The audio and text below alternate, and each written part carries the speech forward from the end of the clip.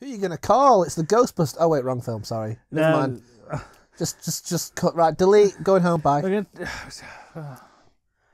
Hello, everybody. Call it quits. Oh, Delete the channel now. okay, you win. I don't even... All right, okay. That's not what we're going with. We're going fine. All right, fine. All right. Hello, everybody. I like to start things off by completely blindsiding the other person I'm talking with.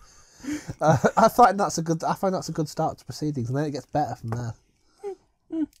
I think you're on a roll with that. So, hello, everybody.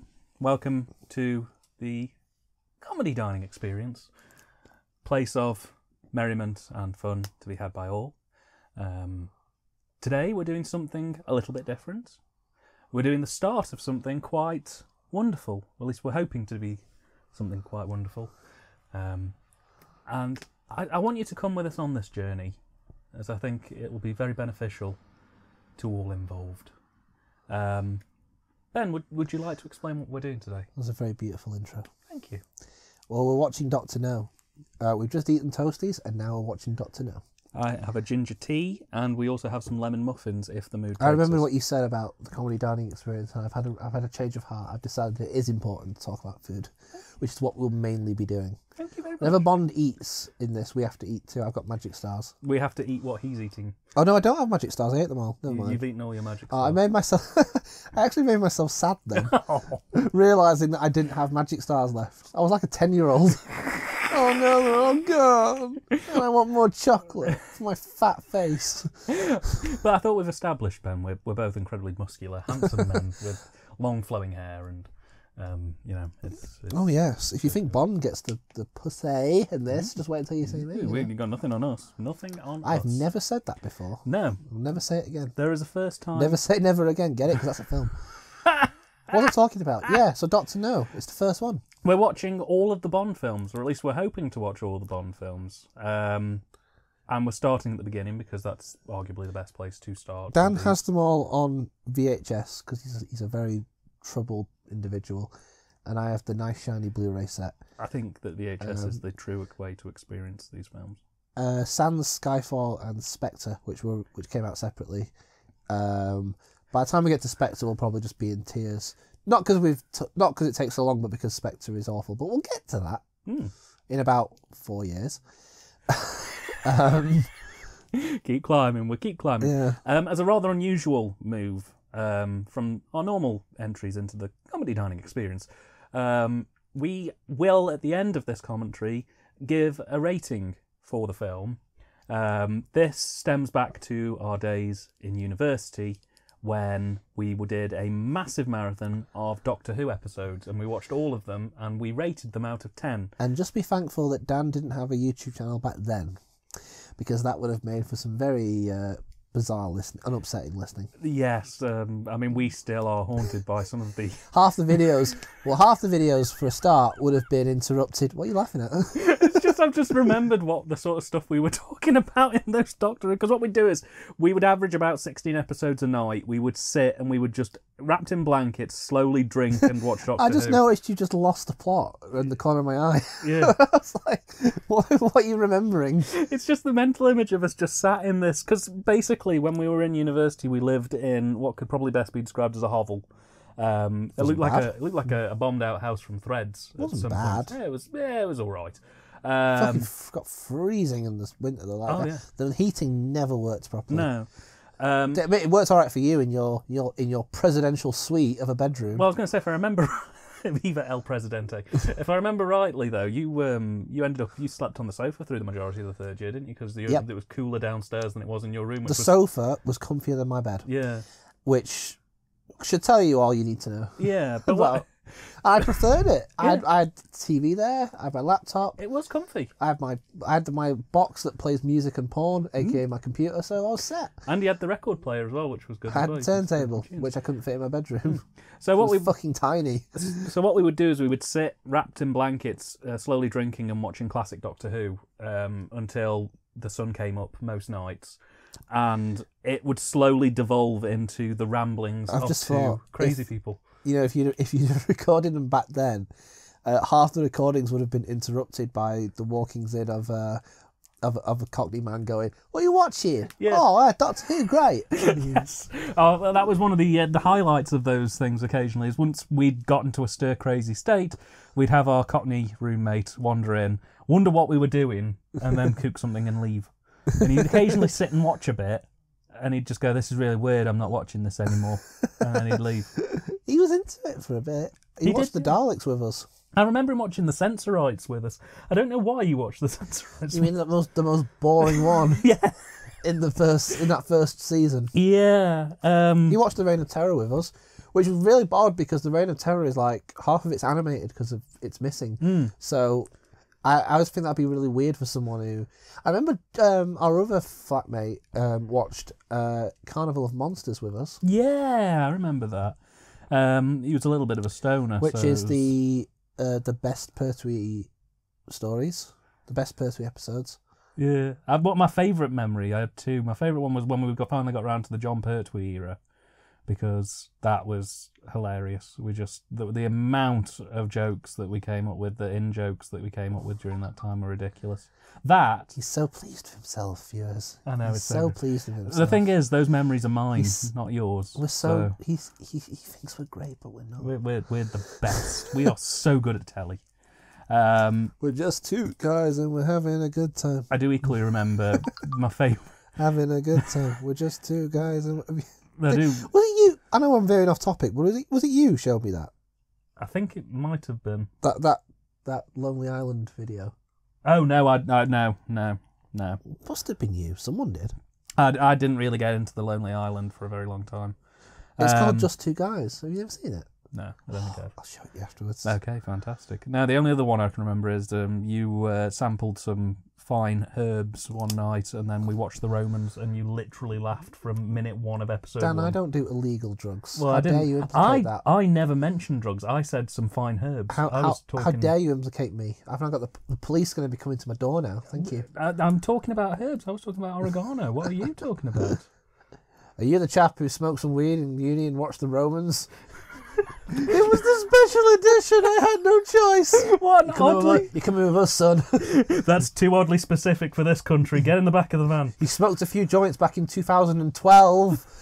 and then watched a William Hartnell. Well, it's not my fault. I thought the world was ending. I thought, fuck it. You were wrong. Back of the van. Anyway, we've got the last time I tripped as well. I mean, you can't blame me for that. Anyway, we got distracted. So when we watched these Doctor Who episodes, we scored them. We went all the way through, and Ben at the time said, once we finish doing the Doctor Who marathon, we'll have to do a Bond marathon. We'll have to do scores for them as well. Yeah, because my thinking was it was like a cultural exchange, because I'd never seen any classic Doctor Who, but I was vaguely aware of it. So Dan was like, we'll watch them all. And it's kind of been the same. This is kind of the same situation where Dan is kind of aware of Bond, but hasn't seen them all. Well, you've seen a few. I've seen about 3, maybe 4. Yeah. So that's how I view it. It's like a cultural exchange. Which I'm happy to be part my of. turn to put you through hell. So, just wait till we get to Octopussy. I'll say that you'll probably really like Octopussy. Oh, I really hope so. You'll probably really like the Roger Moore era. I love... the only films I've seen of Bond so far are the Roger Moore era predominantly. Because those... You know why? Because those are the ones that ITV would show the most often, because they are the ones that can be shown the most often in the day. Because they're not as sort of, like...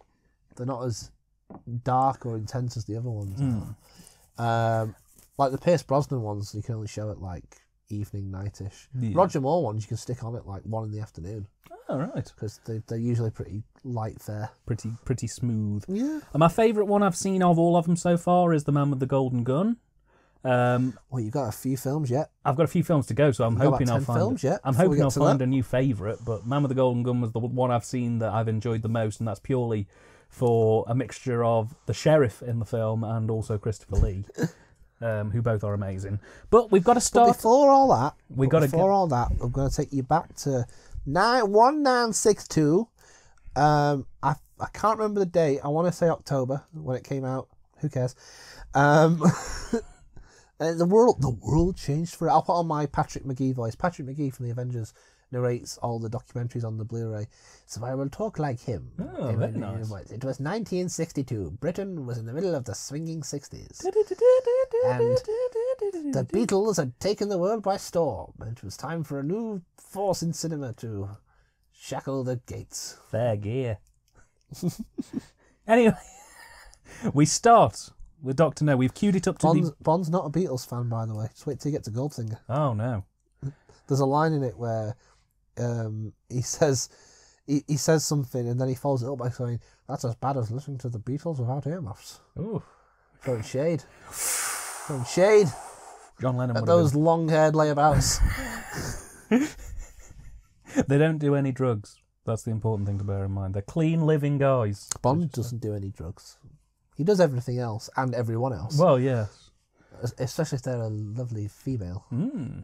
So, we've queued it up to a black screen. It is 000000, and we will be here going in 3, 2, 1, play. There we go. Starting now. There we are. You should sync it up. Right, okay, one sec. Right, the second roar just happened on the MGM Lion. Yes, so it did. after the second roar, that's where you're at. That's the problem, you see, when we do these intros. And I love the way the very first one starts because it's so atypical to the rest of the series. Oh, I'm dead. The Bond films basically start with a short burst of avant-garde xylophone, by the looks of it, and then we go straight into blam, full-on Bond theme. Bombastic. The Bond theme has been the subject of a very long disputed legal battle. A lot of the Bond history seems to be involved people suing each other. In case you don't know, the Bond theme was written by a chap called Monty Norman, who successfully sued because I believe John Barry, who composed the remainder of the classic run. John Barry's like the Dudley Simpson of Bond. He composed most of the classic music in it. Well, this chap Monty Norman did the music for this film, and he composed the iconic theme. And I think he got like 2p for it. Oh, that's not good. It's one of those classic Hollywood stories of like famous person, person who comes up with famous thing gets royally screwed over. Yeah. Like the inventor of the smiley face. The inventor of the smiley face. You know, in the 90s they had that logo that was just a yellow smiley face. The yellow. That they put on all like the rave posters. Yeah. Somebody invented that and got paid like 10p for it, and it turned out it was worth like multi-billion pounds. Wow, I did not know that. Yeah. Wow, I bet if you invented that, that'd be like the family who got all the royalties from Happy Birthday. Still. Ooh, you'd make a good killer. Why do you think films don't have the song "Happy Birthday to You" in it very often? Well, it's because you got to pay a fee. Yeah, get it free. You can't get it for free. Yeah, I do love this intro, by the way.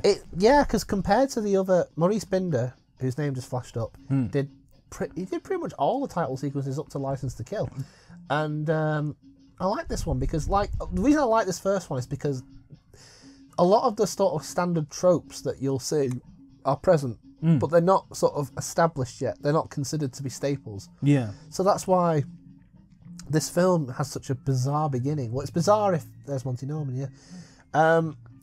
It's bizarre if you're used to the Bond films. Richard Maybaum, who pretty much wrote most of them.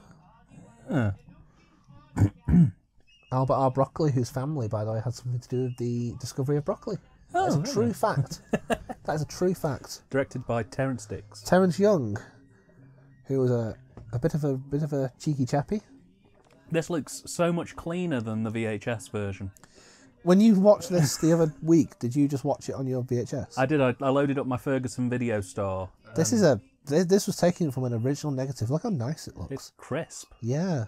There's a big feature on this Blu-ray actually about how they restored it, and they said like they had access to an original print that was completely unplayed, unused. So that's why it looks so fresh, because it was so easy because they didn't have any pops or crackles. Oh wow!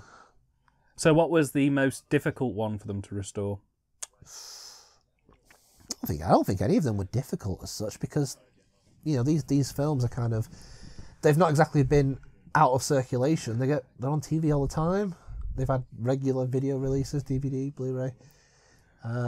Never Say Never Again? Well, that's not in the set. I don't think that is even on Blu-ray yet. I don't think. Don't know. But anyway. Oh, I do like that. Oh no. Strangways has been taken out by the Three Blind Mice. Now there's a little bit of a movie mistake coming up here, Oh dear. which looks so obvious on the Blu-ray. Watch this when the van drives past. You can see the light. Oh, yeah. Did you see it? I did. I spotted it. Big fuck off tungsten bulb. Which you think, if they were making a film, in a really hot, bright location, that they wouldn't necessarily need it. That being said, though, the Blu-ray has really brought out the shadows in the background. I didn't notice the clear set lights. Yeah, because now all I can think of is that gigantic tungsten bulb illuminating everything. Those actors must have been sweating their bollocks off because they did shoot this in Jamaica. Oh, jeez. So they would have been used, Ian Fleming, who is the author of the Bond books, of course, wrote pretty much most of them in Jamaica. He had a home in Jamaica, and that home was called Goldeneye, which, for all you pop pickers out there, lived down the road from Noel Coward. Wow, really? Yeah, Noel Coward was like his neighbour, and they used to hang out and stuff. And he actually asked Noel Coward to be in this film. He wanted him to play Dr. No, and Noel Coward sent back a telegram saying no, no, no. Get it? Did you know, by the way, that Ian Fleming and Christopher Lee are cousins? Really? They're distant cousins, yeah. I know that they were both in the army together. They were. They're distant cousins. I was going to say the blood on that shot previously was very, very hammery. It was like proper blood red. It wasn't Blood like... was nice. Yes, I like the blood. I often hear Dan say that when he watches films. That blood looks lovely. It was great. I always judge a film by its blood. No blood, no rating. I always judge a Blu-ray print by how red they make the blood pop. Yes, if it's not red enough, it's failed. And there's Buddy Holly there, checking out what's happening to... The lead guitarist from They Might Be Giants there.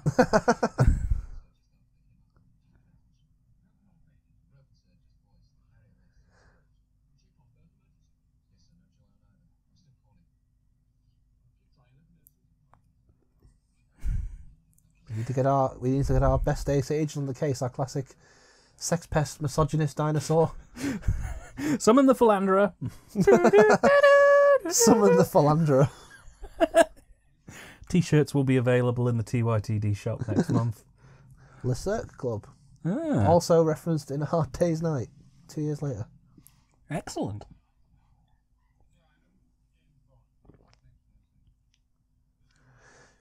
Interestingly, yeah.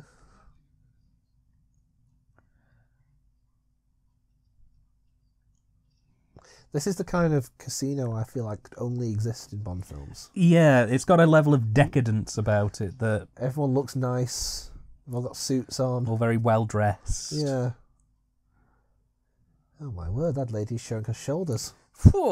18 rating. Shut it down, boys.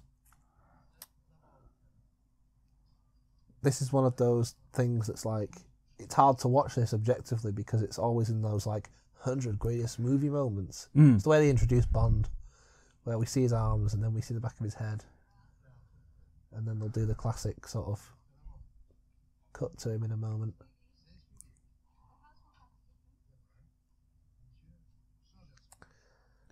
That's Sylvia Trench.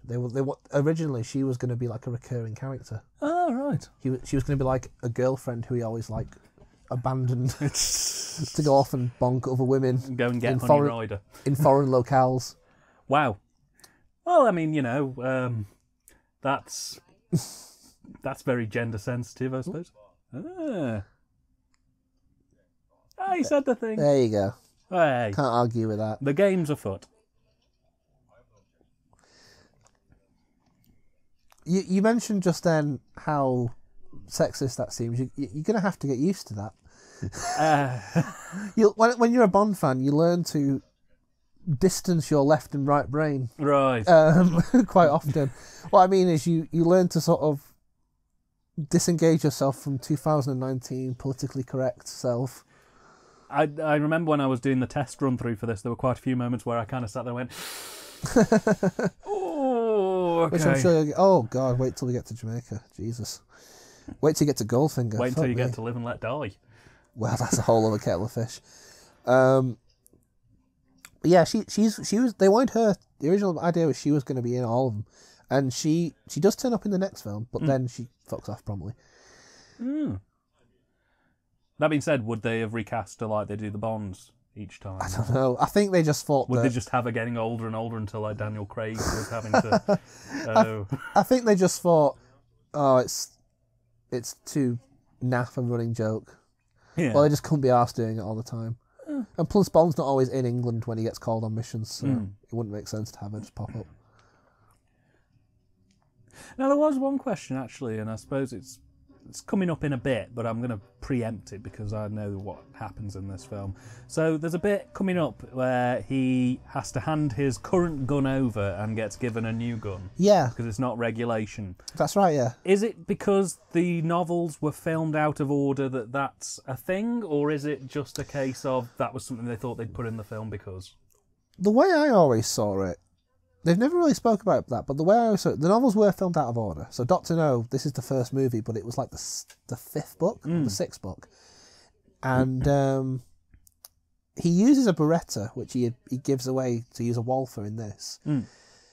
It could have been like some kind of promotional thing. Maybe Walther sort of had something going on. There's actually a very interesting extra on this Blu-ray. It's a black and white documentary made at the time called The Guns of James Bond. And it's the armourer who did all the guns for this film. He's called Major Boothroyd. Wow. Whose name later became Q's name, Major Boothroyd. That was his little gift. And he's talking about the guns and like how the Walther is like stronger than the Beretta. I always saw it symbolically as like them saying that we're not going to be like the books. Yeah. This is a new thing. Right. I'd always assumed that, because I knew that they filmed the novels out of order, but I always had assumed that because this was probably like big 3 or 4 or something, that he'd had a couple of films where I was like, I love my gun. My gun's great. And then... I don't know what they went with. I'm not sure why they went with this one first. I know they did From Russia with Love second, specifically because President JFK had named From Russia with Love in his top 5 books. So they were like, well, we got to make it now. Capitalise on that one. Yeah. But it's funny because, I'll talk more about that in From Russia with Love. There's Bernard Lee, who my grandfather once had a pint with. Really? Yeah. Nice fella? He liked his drink. Oh, that's good. You'll notice in these Blu-rays, over the course of the films, his face gets progressively redder. He's a very red man. Likes a good drink.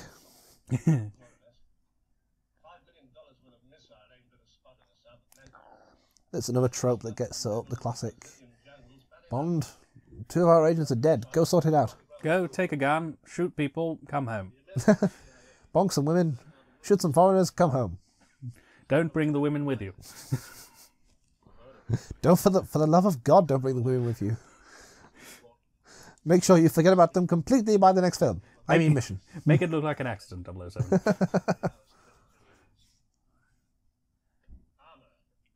I'll say this, there is like I said it in the casino scene, I'll say it here though, there is a level of decadence about these films. They all look very... Terence Young in particular was very much, the director of this one, who directed a few, was very much a gentleman's gentleman. And he sort of came from the same world as Ian Fleming, and, because James Bond was basically how Ian Fleming saw himself, as this kind of cool, urbane secret agent. Ian Fleming, of course, did work in MI6. And did, MI5, sorry.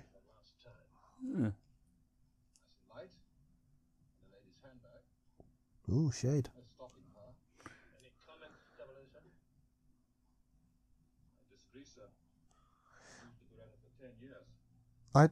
They do it in Goldfinger as well when he gets it before he gets his Aston Martin. He's like, "Where's my Bentley?" He's like, "Oh, we've thrown your Bentley in the bin. Have this nicer car." Your Bentley's at the bottom of the Thames, 007. You can swim for it, but you'll die. All the book tropes get chucked in the bin, which is the books are well written, but you were talking just now about the sexism of the films. Oh boy, give Goldfinger a read. You need to put it down after every few pages. I think Bond refers to the villains at one point as like shifty-eyed Koreans or something. I knew he was bad because he was a shifty-eyed Korean. Fleming's was a good writer, but he was very much a product of his time. Mm. So, how many of the books have you read? I've read all the Fleming ones. They carried on after Fleming died, but I haven't read all of them because they go up and down in quality. Right. And they're a bit interchangeable, really, to be honest. Oh, so did they do novelisations of newer films as well, then? Yeah, but they've also carried on the books as a separate line. Oh, right. So original stories. Hmm. And Fleming's last book was Man with the Golden Gun, which he never finished because he died. And it got finished off by Kingsley Amis. But then it's kind of like the Doctor Who audios. They're almost like a separate continuity. Ah. Is the best way to think about it. I'd assumed that the books died with him, pretty much. But then No, again, I assumed he'd lived much longer than the Man with the Golden Gun. So. The Bond books are very much still going. Really? They release like one every couple of years. Jeez.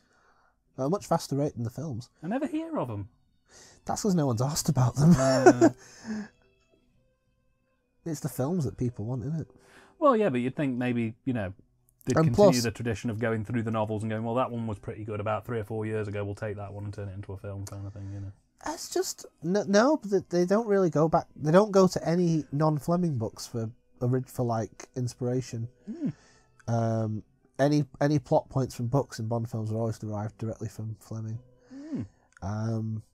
But they run out of material by like film 10 and then just go on their own thing. Yeah. Thing that bothers me is they keep releasing books every couple of years. Racism is exactly the same. Don't understand why. They could stop it, but they say they don't want to. Well, that actually raises a pretty good point. Like, is Bond better when he's a horrible racist? Because James Bond is basically, like, I imagine in real life he'd be quite conservative. He'd probably, like, read the Daily Mail. He probably has some very, like, sort of patriotic, conservative views. We know his feelings about women. Yeah. We know his feelings about those foreign baddies. So, but at the same time, he's also quite an entertaining bastard. But he'd probably be quite difficult to know in real life. He'd probably be a bit of a bore in real life, I always thought. I imagine so. I mean, once you've heard all of his adventures once, which would probably be an evening, you'd kind of be like, did I tell you about that time I went to space? Yes, you did. That wasn't you, Sean. That was your other wrinkly reincarnation. Bobby Connery.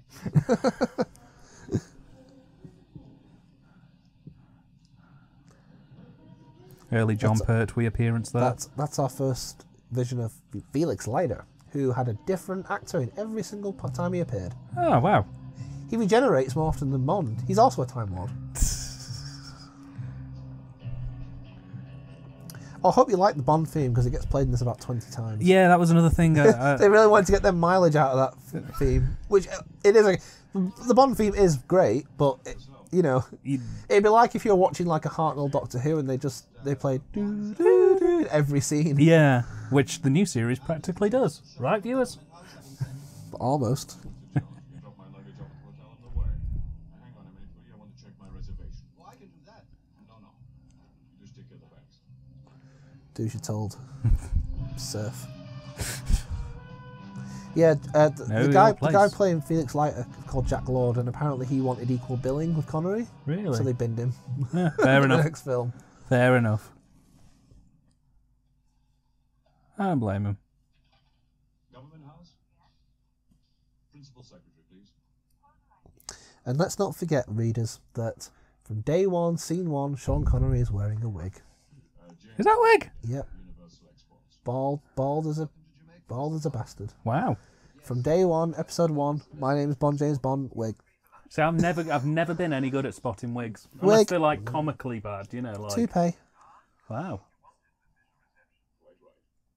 1 o'clock then. So I take it that Connery's Bond then is supposed to be more of the serious side of Bond, more of the. I don't know if he's. I wouldn't call him serious. He definitely has moments of wit and humour. But he's also Connery's Bond is defined by being a hard bastard. Like you watch him in the fight scenes, and Sean Connery, I think, wasn't he in the Navy too? Yes. He knows how to throw a punch. Oh yeah. Put it that way.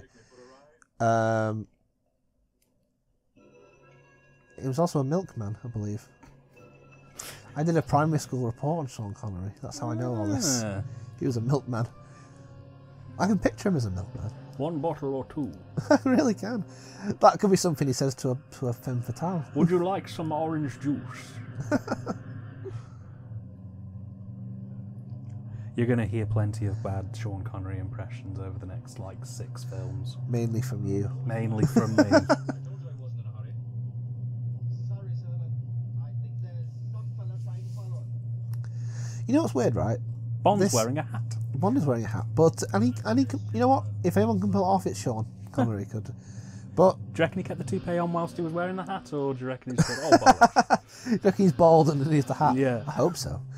But this scene clearly demonstrates that they are capable of filming a man in a car. Mm. There's a car chase scene later on, which gives the impression that they are not capable of filming that. You'll see what I mean. I am astounded that car didn't flip over then. Ew, well. That was some serious speedy to that That corner was some with. serious speedy. They do worse than that. Oh, jeez, you can tell he didn't shave properly. That's how sharp this Blu-ray is. You can still see bits of his Yeah. beard hair poking through. His beard hair. Who are you working for? I work for Uber. Just sent to me. It's 1962. There's no such thing as Uber.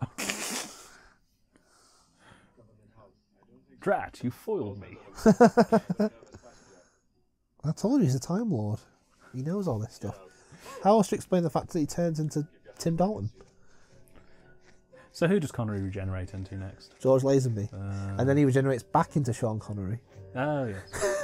before becoming Roger Moore. He got bored. Yeah. I wanted to revisit some of the old classics. He comes back for one outing and then decides, screw this, I'm going to be Roger Moore now. I'm going to be the Saint now. This is a rather one-sided fight. Bond never really seems like he's in much peril here. No. Wow. Judo chop. Judo flip. Judo punch. Ooh. Yee.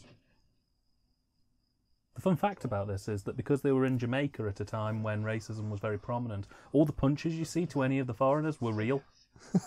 They actually made contact. I thought you were going to say something like, all the punches are dubbed in a racist fashion. Well, every time, instead of a whoosh when the fist goes, it's just some This is- racist word. Not too many gadgets in this film. This is probably the only sort of gadgety thing we see is the cyanide cigarette this baddie uses. I still find it particularly painful that they made Sean Connery say cyanide, knowing that he can't say cyanide properly. I don't think he does say cyanide in this. Cyanide. Oh, maybe he does in a minute, I don't know. Hidden in cigarettes. To make sure he doesn't get away. Well, the funny thing is, he's going to notice that that champ's dead, and he's going to find it so funny. You're probably... That's like Arnie in Commando, isn't it? Yeah. With the stewardess. Don't bother my friend, he's dead tired. Arnie clearly had watched Doctor No before doing that.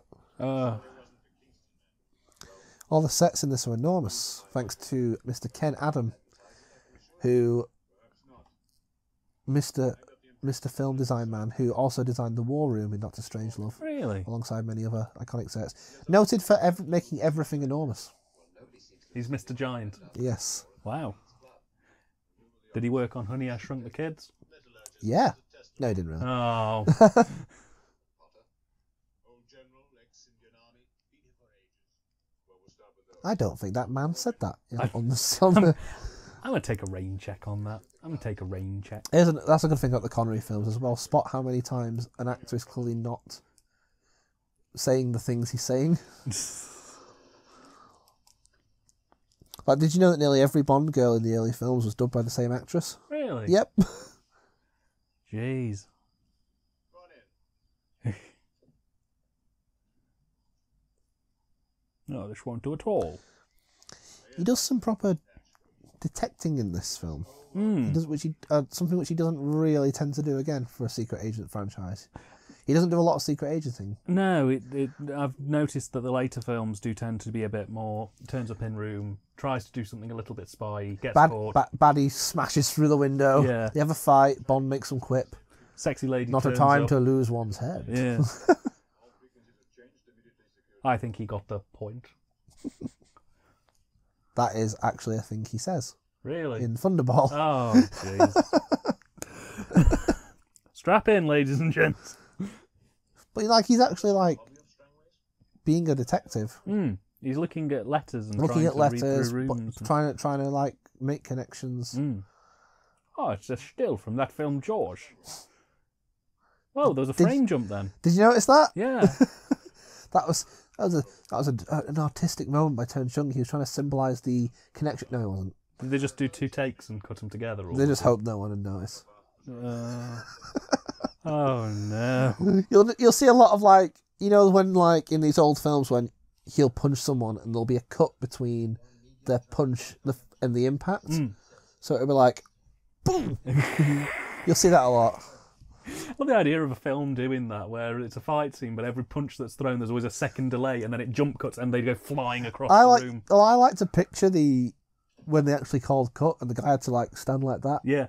for like 2 minutes, looking in the guy's eyes, thinking, "This is awkward, isn't it? This is terrible, isn't it? This feels a bit weird." You're all right.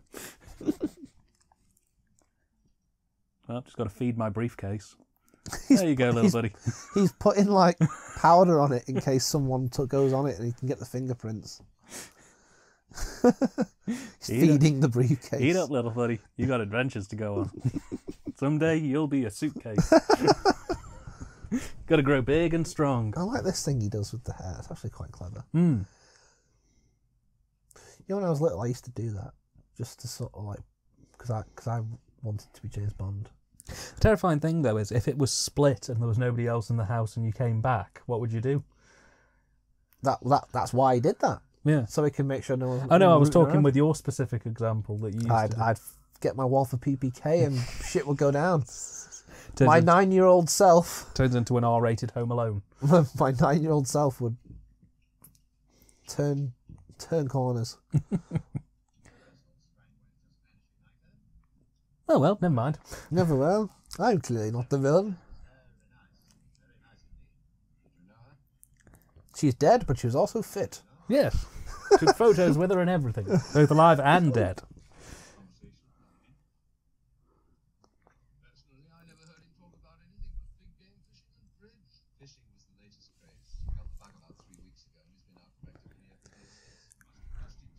Joe, he recently heard when he was fishing, he got an air cannon. That's a joke only me and Dan will understand. I love dropping little jokes into these things. Built it himself. If you ever meet us in real life and you figure out who we are, ask us about the air cannon. We will tell you. Dan's dad built an air cannon. Oh, you spoiled it. Could kill a man with some gravel. Now, I love Quarrel in this first scene because he's such a badass. And then all that badassness kind of vanishes. And he just becomes a typical sort of... I don't want to say caricature because Connery's never like... Bond treats Quarrel as an equal. Well, except when he tells him to fetch his shoes later on. Which is just... Yeah.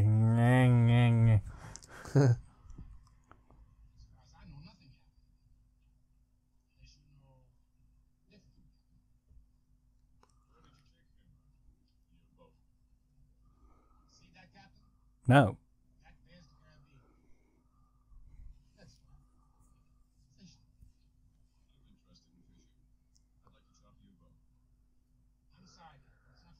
Just feels nice to watch a film that's like nicely shot after watching Bloody New Year. You know, a film that like, you know, it's on the right axis, it's been colour corrected, It's not breathing at you quite as much. it's lit well, Yeah. we're in nice sunny places. There's no Evil Dead knockoff demons running around Yeah. yet.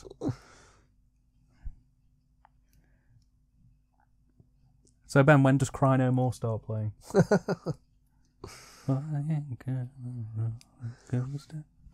They of course approached to do the music for this. Their submission was rejected. I think this was before they. This was before they even became the Strawbs. I think they were probably teenagers.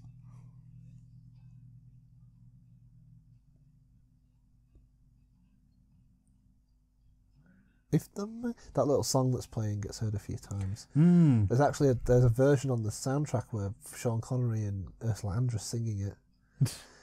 It is what it is. Oh, I imagine it's quite schmaltzy. Yeah, it's an artifact of its time. Bleh.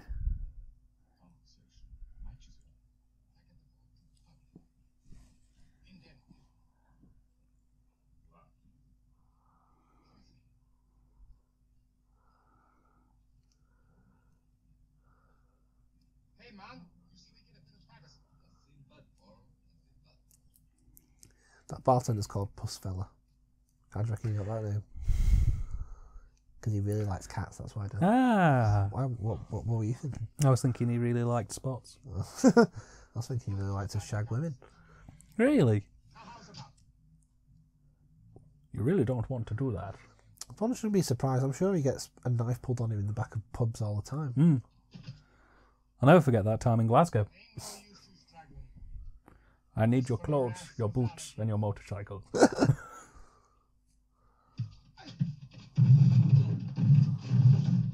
Right. Up slowly into decent walk.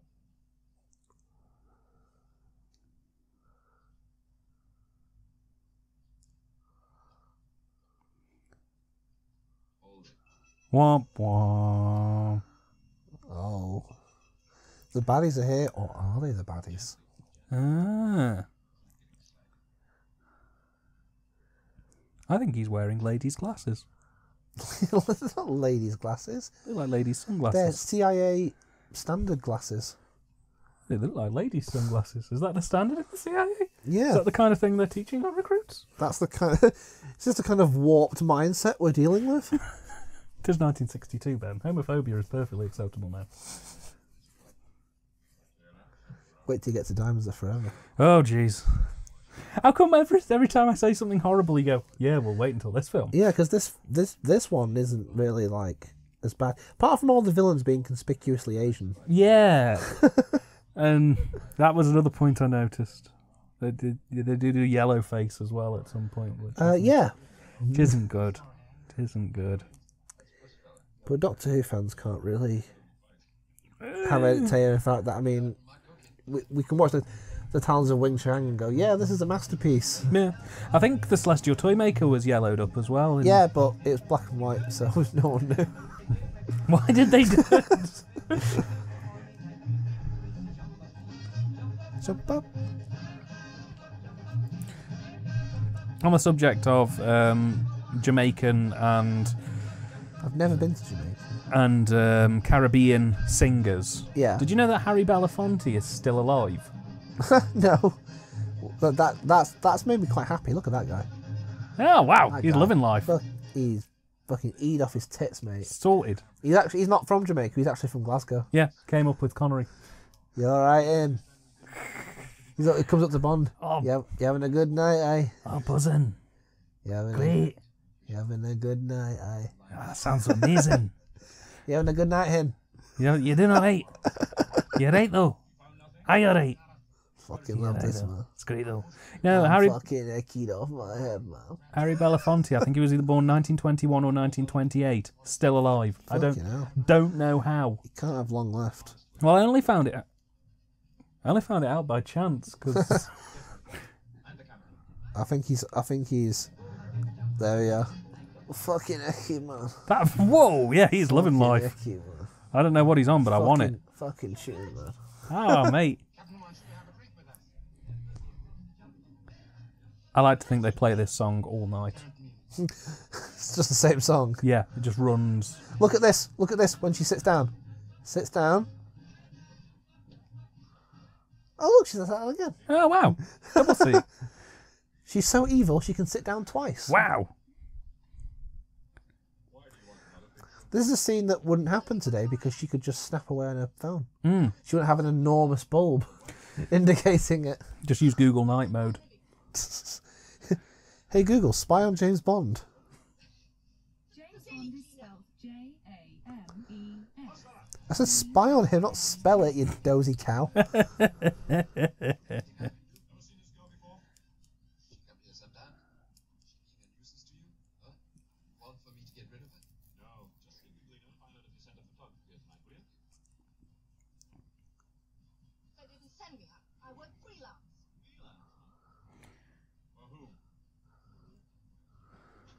Oh, she nearly said a naughty word, but it's Yeah. the 60s, so she Oh. can't.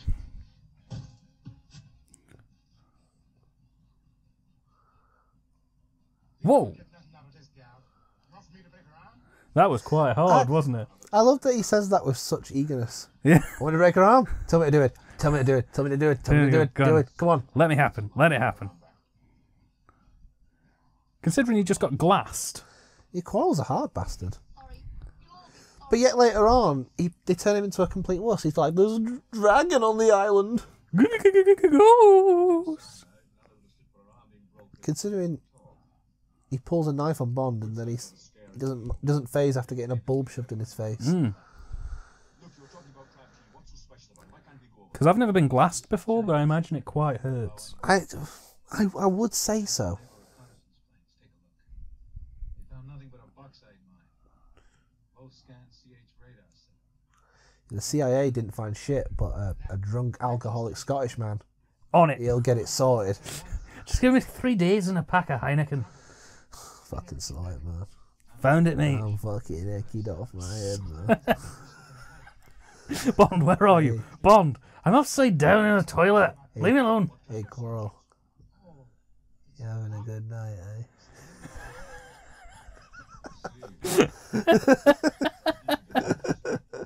Fucking love you, man. I fucking love you, man. Mango Tree starts playing in the background. Oh, I Chin! fucking love this tune, man. That's so great, man. I just fucking love all of you, man. You're my best fucking mates. Underneath You've got the... my back, man. You've got my back. Phone 67444 for all your taxi needs. Do you want to call it? I never understood this scene, really.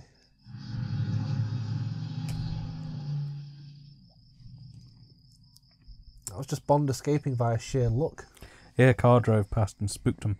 It's one of Bond's superpowers. He has super luck powers like that girl in Deadpool. Yes.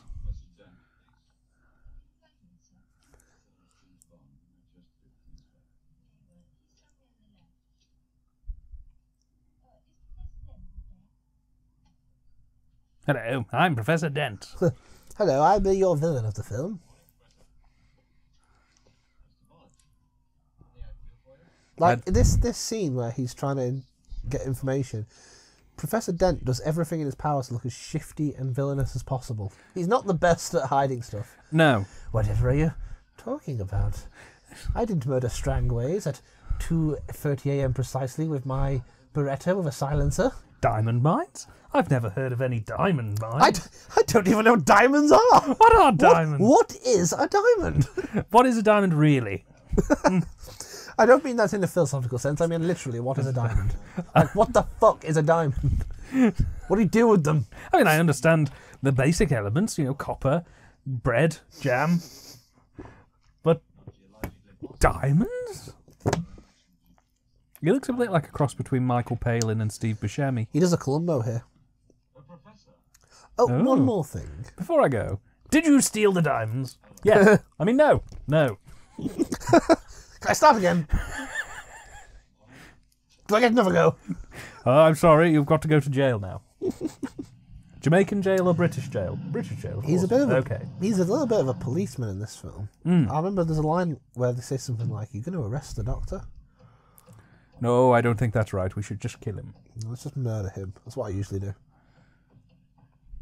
So to clarify, does he have a license to kill at this point, or is it the film License to Kill where he gets a license to kill? No, in the film License to Kill, he loses his license to kill. Doesn't gain it. Oh, right. You would think... well, why isn't the film called Because- Not License to Kill? Well, you know what? I was going to say this till we get to that film, but the original title for License to Kill was License Revoked. Oh, right. And they changed it. You know why? Go on. Because they were worried that Americans didn't know what revoked meant. So they changed it to License to Kill when License Revoked is what happens in the film. So, you'd think you'd call it that, wouldn't you? Well, like I say, I was always assuming that with it being called License to Kill, it was like, okay, Bond, you've got a license to kill anyone. Bond, you've got to use that... No, he has a license to kill. It gets mentioned in the dialogue in the M scene. Ah. So it's M says something like, "You have a license to kill, not be killed." So having a license to kill, then, does that basically give you immunity from killing somebody? It just means that if your government tells you to go shoot mans, you can shoot mans. Ah, I thought it just meant he could, like, get into a bar fight with somebody and just. It doesn't. go No, on. I think this is how it works in real life too. If you have a license to kill, it doesn't mean you can just murder any cunt. Ah. It just means that if your government orders, if you kill someone in the name of a government mission, you basically won't suffer any consequences for That's it. pretty good. Is it? That's pretty good. That. That's all right. I'm glad they worked that How one do out. I get one of those? Can we Look at apply? this set. Oh, wow. That is very strange, love. That's some Ken Adam at work there. No, it does remind me very much of Strangelove. You know, like how in the War Room they've got that massive thing on the ceiling. Yeah, Ken Adam loved big, massive rooms with like circular lights shining down. I bet that blue. I bet that's just like the studio backdrop. Yeah, quite possibly. Why do they have a room that's like this? So he can show off his spider. Come, bring him to my spider room.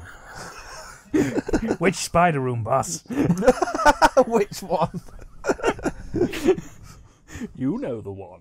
No, I don't, boss. You got 60 spider rooms. I love the idea that Doctor knows. Yeah, like I've never actually thought about that. Doctor now has a room in his villain lair, in his evil lair. That its entire purpose is to have nothing but a tiny spider cage that he'll walk over to in a second. It's about that big. And a chair. Is it so he can project his scary, ominous "You have failed me" voice? Surely he could just not have a massive room that contains a tiny chair and a spider. But Dan, where's the fun in that? What's the point of being a fucking evil Spectre villain if you can't have a massive room? I want my massive room. I want a massive room with a tiny spider in it. You could have had loads of spiders in that room. Clever though, that the lighting makes it look like a spider web behind him. Yes. Makes the spider room officially the spider room. There you go. That's why he had a spider room.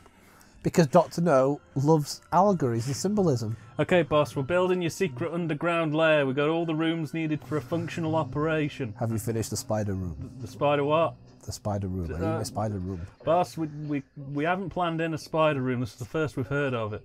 You mean to tell me you have not built my spider room? I mean, we can plan the spider room in if you don't know. Please don't. Look at the secretary. Oh, hello. She's like, yes. Look at that fine piece of meat. Very nice. Oh, the vicar's turned up. Now, actually, I'm going to get some expert opinion on this. Hey Google, are tarantulas poisonous? On the website desertusa.com, they say it can use its fangs to inflict a bite, or it can use its urticating, barbed and mildly venomous abdominal hairs to cause soft tissue or eye irritation. So I got from that. While painful and aggravating, the tarantula's fangs or hairs appear to cause no long-term damage in most cases. Okay, Google, so you've just ruined this scene forever, because basically what you've said is tarantulas aren't poisonous. They're not poisonous. They have mildly venomous hairs that will cause irritation. That's it. But because I was on the commentary or documentary or something on this Blu-ray, they talk about how, like, Sean Connery refused to film the scene. It looks like 'Cause- there's a problem. Google, I'm doing a thing, do you mind? Rude. They talk about how Sean Connery didn't want to refuse to film it because he didn't want the spider on him, and they had to get a stuntman, and then the stuntman nearly refused to film it. But I don't see the problem, because if the spider isn't poisonous, then It's not going to be an issue. The worst you'd Well, get they is... make such a big deal out of it. They're like, oh, we have to bring in a special animal handler. We had to have special people on the set. You have to sign life insurance. Casey snuffed it. The worst you're going to get is some hairs stuck in your hand that's the equivalent of a nettle sting. Oh no, Oh no, I'm suffering mild irritation. my penis appears Down. to be moving of its own volition. I'm suffering mild irritation and red skin. Damn that Dr. No. So that's not Sean Connery's arm, because Sean Connery was too scaredy cat. I mean, I know he's not poisonous, but fuck, you wouldn't want that. I think he's on glass there. Really? Yeah, you can kind of tell. Oh, sure, yeah, you can. And there he's on actual skin. But to be fair, you would not want that thing I on wouldn't you. want it on me, but if I knew it wasn't poisonous, I'd do the scene. Yeah. I'd be unhappy about it, but I'd do the scene. It'd probably still bite you too. Eh, Look how hairy that thing you is. can defang him, though. Thankfully, that thing is now dead. Oh yeah, that's another thing. He's an animal killer. This was the last of his species. Another reason to hashtag cancel Bond. Greenpeace would I love not... the music here. It's like Looney Tunes. Another 4 after that would have just been Bum, overkill. bum, bum. And then another A pause. bum. Yeah, and then a pause. Bum, bum, bum. Goes in the toilet. Bum. Flushes the toilet. Boom. Good morning. How was your evening? I got attacked Mine was fucking shit. I got attacked by a Really? fucking spider. Nearly died, mate. Don't like. Are people trying to kill you? No, they're not. Because you're just glasses man who gives exposition. I'm doing all the shit here. Don't want to be secret agent anymore. Done now. Spooky spiders scare me. I think you purposely choose to say the funniest things when I'm drinking pop. I nearly died then, Ben. Don't like the spooky spiders. Oh my god, another one! It's on her head! That's just her hair bonnet, Mr. Bond. Dun, dun, dun. Into the toilet. Oh, God. Has he got a ponytail? No, he hasn't. No. Sorry. It was the chair in the background. It was 1962. Ponytails weren't allowed. It's not a fucking spider, is it? Seriously, Bond, can you shut up about the spider? Did you No. get attacked by a fucking spider? No! Oh, I'm sorry, Mr. President. Did you get attacked by a spider? I guess not. Oh, I'm sorry. Are you the one getting knives pulled on him in bars by men called Coral? No. The worst thing that happened to you was you lost a bridge last night. The worst thing you have to happen is your servant forgot to put the steak on too long and it was well done instead of rare. Oh dear. Sorry, Mr. President. I nearly died on a regular basis. Bored now of being agent. Goodbye. Click. There's like 2 times in the series where Bond looks scared. One is when that spider fucking near bites him. And the other is in Goldfinger when he looks like he might get his knob lasered off. Ooh. Well, I think most men would be terrified. Wonder what scared him more, the spider or the laser knobbing? I'm going to guess the laser knobbing. He lives a very fruitful life.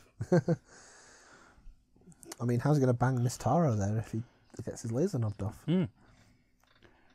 Compared to the gadgets he gets later on in the series, laser watches, grapple hooks, just give him a Geiger counter. It's not a Geiger counter, Ben. It's a spider detector.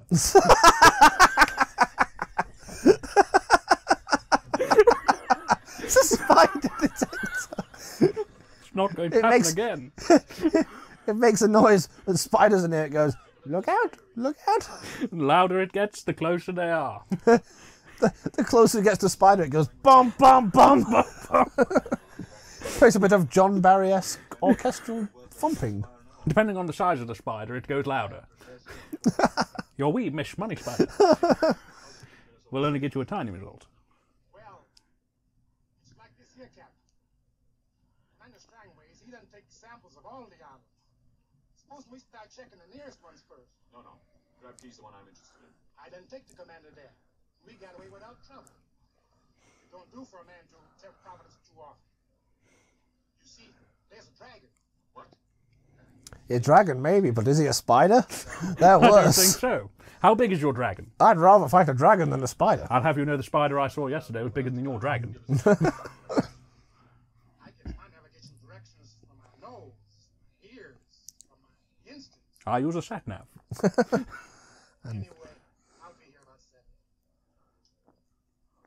See, the thing is, as far as all of the cinema audience are concerned, they have no idea what Bond's like. For all they knew, there could have been a dragon Yeah. who popped up. That would have been a good twist. I still argue. Actually, I've just realised there is one Bond film that isn't the Never Say Never Again one that we will also have to watch as part of this marathon. Oh yeah, Casino Royale. No, The Dragon Lives Again. That doesn't count. By that logic, we should also watch Operation Kid Brother, which is an Italian Bondsploitation film starring Sean Connery's brother, Neil Connery. Does The Dragon Live Again have the James Bond theme in it? The actual James Bond theme. I don't know, does it? Yes, it does. James Bond is in it. He's my favourite James Bond because he has the immortal line, "Look at him, what a stupid jerk." Which is a very Bond thing Which to is say. a perfect Bond line. It'll fit in somewhere. It's 1978, so where would that place it? Probably just after Moonraker. That's pretty good. Okay. Actually, no, Moonraker came out 79. So it's between The Spy Who Loved Me and Moonraker. Okay. Exactly. There's a bit where James Bond goes to hell in between those two films. That would tie in. He goes to hell, then space. Yeah. Okay, so it's the shot coming up here, which I touched on before. It might cut to it now. Now, Is it back projection or colour keying? I think it's back projection, isn't it? it's back projection. Yeah. No, but the thing is, right, they showed before that they are more than capable of filming a man driving a car. A real car. And making it look at speed. So why shove him in the studio? And on a Blu-ray, by the way, which really brings out the back projection. Like, Yeah, it looks now. you can't not help but think Sean Connery is now sat in a studio. Mm. I think Blu-ray is really good for that. Like, have you ever seen Terminator 2 on Blu-ray? Yes. There's some green screen stuff in that looks awful now. Oh, yeah. I mean, I choose to default to the VHS on that one just purely because those effects look so much better on tape than on Blu-ray. Like, there's a shot of, like, that where, you know, when, like, they're chasing in LA and Arnie picks up John Connor off his little motorbike Yeah. and do it on the green screen, and it looks so obvious and bad. Oh, yeah. There's the bit in the psych ward where the Liquid Metal Man comes out from the floor, Yeah. and that looks terrible on Blu-ray. You know what? I actually find that the T1000 stuff looks fine. It's all the green screen stuff that looks bad. But speaking of bad, That was terrible. bad projection.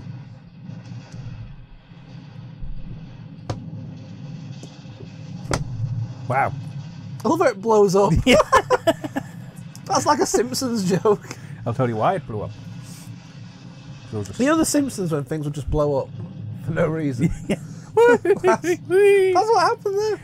Nice little quip here as well.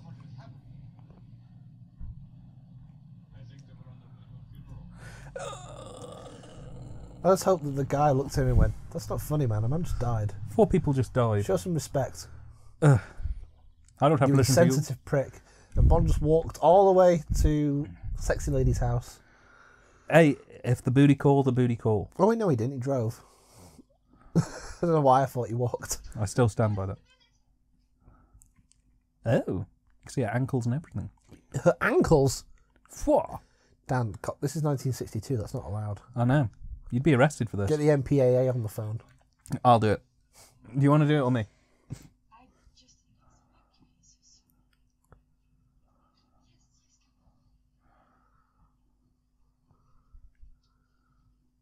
Nice place you got here. Any spiders? You tell me right fucking now if there are any spiders. Well, I forced myself on you in a very un-2019 way. I feel very uncomfortable. I'm sorry, spiders bring out the worst in me. Is that a spider? No, that's the phone. It sounded like a spider. Spiders don't make that noise. How many spiders have you seen? I got attacked by one the other day. How It many made have that you noise. seen? One. That was enough. That was too many spiders for me.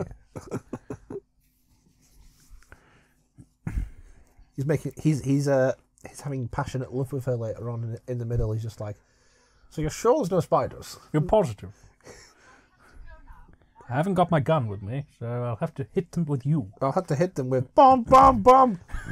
Just have to make the noise.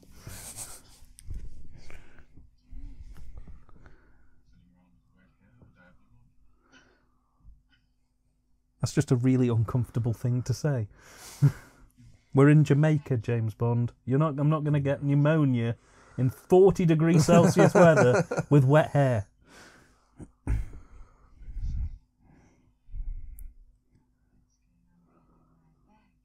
It's a spider.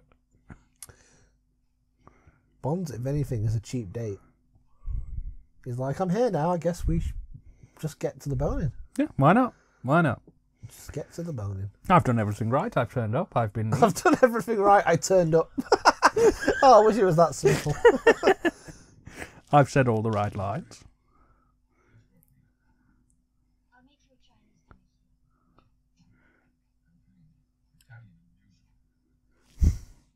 Now you just, Guys and dolls.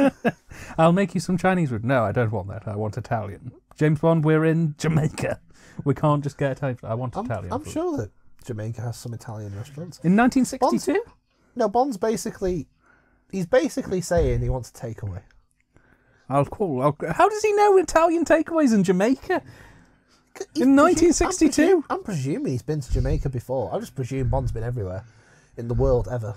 Herbert Connery's only, what, like 30 there? Late 30s? Early 40s? I think he was 32 when he first did this. Really? Yeah. Maybe a little older, actually. Maybe he was like 36, 37.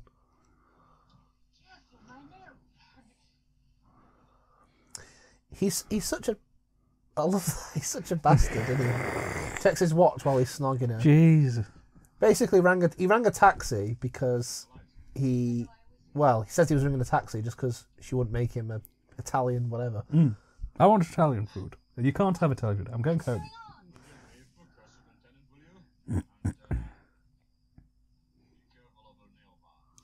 I've had my fun, so you're in jail. I've had my bong, that's all that matters. I got away with it, and that's all that counts. In the immortal words of Father Finton Stack, I've had my fun, that's all that matters. He died recently. He did, yes. That was very sad. That was very sad. What was... I took my favourite line from him, and I took your car and I drove it into a big wall. It's the line "big wall" that gets me. What was in The Simpsons when Homer has the sugar pile and there's the British person there? I nicked it when your back was turned for a split second, and I do it again. Good day. Well, I guess this I guess this is my house now. I guess I own this. That's how it works. Wonder whether I can call any totty over. That's how it works in Jamaica. Yeah, you get rid of the owner of the house, it is your house. Last person standing gets the house. Yeah, that's how it works. I think that's how it works under British law as well. Yeah. If I can somehow get you, your mother, father, and sister to all leave the house, does the dog count? Yes, the dog does count, unfortunately. Right. So what I'll do is I'll put the dog in the garden. I'll be like, look, there's a spider. Go get it. He'll get it, and then the house will be mine. Yeah. I'll have all your stuff. I'll have your Ferguson video star. You don't touch my Ferguson video store. I can't touch it. It's too fucking heavy. It weighs a ton. You could kill a man with it. I couldn't steal it if I wanted. I would use that as my weapon of choice if we had to go down to armed combat. Go down to armed combat? Yes. What is this, Yugoslavia? Yes. Well, that's how it works, isn't it? You ask me to politely leave, I say no, armed combat. No, I just do what Bond does. I seduce you, and then I pretend I'm Well, that wouldn't be calling- difficult. It wouldn't be difficult for me. No. And then I would pretend to call a taxi, but I'd be calling my mates at the British Embassy. They come and bang you up for being a Spectre agent and for having spiders in your house. You've got too many spiders. And then I just lure more baddies over and play a bit of solitaire. I'm going to play some solitaire and check out the spiders. Yeah. I think used to I've play- spotted one. I used to play solitaire at work when I was bored. Well, that's the only game in town. I couldn't even do that right. I'm so shit at card games. That's why I could never be James Bond. I just hate card games. Oh yeah, he flat out murders this guy. Yeah, BBFC had a bit of a bone of contention with this. Apparently, I do. It's a bit they uncivilized. didn't like the fact that Bond kills a man in cold blood. Hmm. But then I always argued that Dent was about to kill him. Well, he wasn't about to. He thought he had until... Yeah, well, I always say to that, like, Bond is basically a government assassin. Mm. So it's not unusual for him, and it's not like Dent was a baddie who was about to shoot him himself. Mm. Oh, the audio's gone a bit funny. Bit too much echo. Bit too much reverb there. Yeah.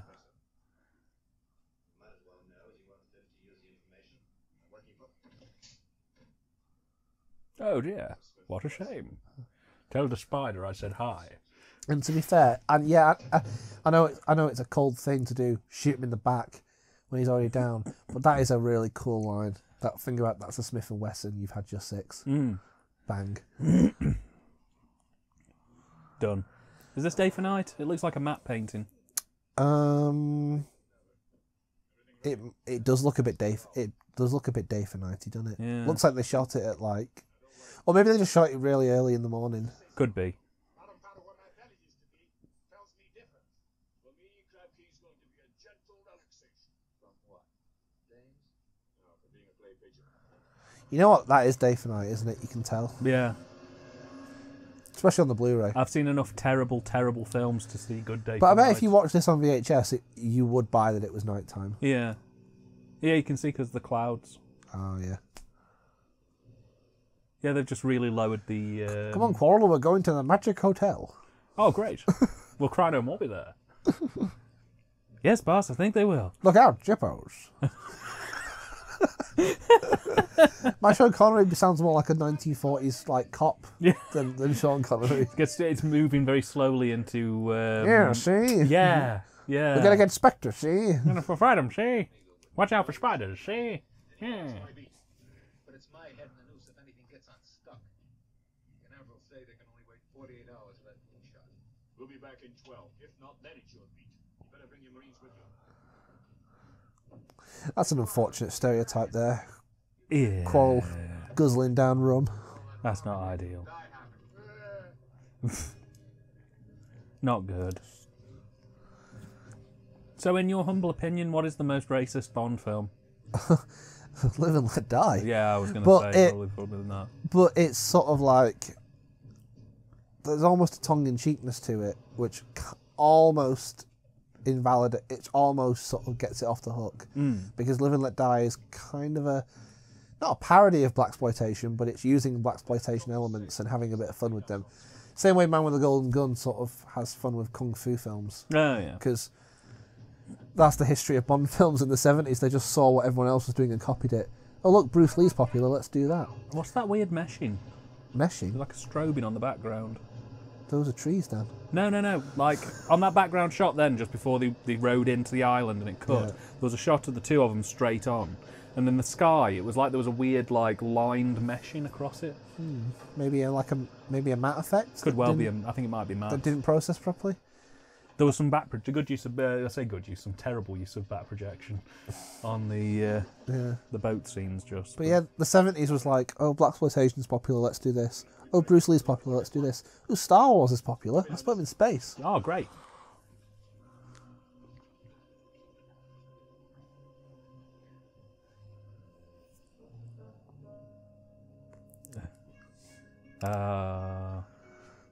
Comedy music. Comedy racism. Comedy racism, yeah. Poor Quarrel. Gets burnt alive. Whiskey. Tasty food. He's dreaming. Spiders. Spiders everywhere. Well, Get them away. get 'em away. No! They're in my... Oh no, my mother's a spider. Ah. Here's an iconic shot. Huh. Yes. I've seen that bikini. Really? Yes, it's in Planet Hollywood in London. Ah. Does it still hold up? Does it hold up? Like, I mean, does it... It depends who's wearing it, Dan. Oh, no, I meant does it still maintain know- its structural integrity? That is it? that bikini was put on auction, and it auctioned for something ridiculous. Really? It auctioned for like 20,000 or something. Jeez. See, I'd have thought if it had been... I'm trying to think of the creepy old perv who bought it. Yes. Give it here. I want it. Let's sniff it. I bet you 20 quid that there was a goodbye horses moment at some point. That'd be really weird to me. Even if I had the money to afford something like that, I'd be like, why would I want to own it? Yeah. unless she was already in it. You know? Mm. I'm still of the opinion that they literally cast her because her last name is Andress. Yeah. Andrus. Ursula Andress. Didn't do a terrific amount after this. No. She does turn up in Casino Royale though. The good one or the bad one? The bad one. Does she? Yeah, she's in it quite a bit. And they let her use her own voice. Wow. You know what does surprise me? Is Brett Eklund in any of the Bond films? Yeah, she's in Man with the Golden Gun. Is she? Yeah, she's the main girl. It's been a very long time since She I've plays seen Mary Goodnight. it. Ah, That's her actual name. that's probably another reason why I really like The Man with the Golden Gun. Well, Chris Lee and Britt Eklund are in it, aren't Mm. they? So it's like a little Wicker Man reunion. Was it written by Robin Hardy? No. Disappointed. Did you use your sail all the way up to Fleet here? Was, I always do. Then they'll know we're here. Yeah, Breda. Oh, Pecco, just too small to be noticed. And I often come here to get the shells.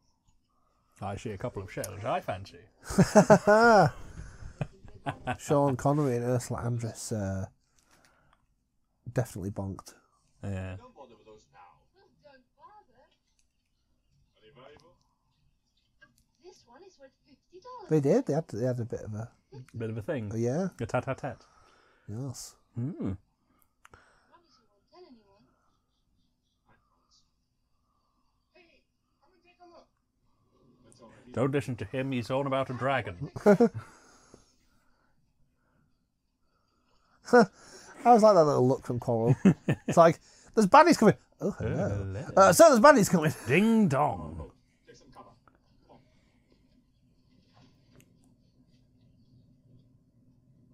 on. You know, her life was fine until Bond came along. Really?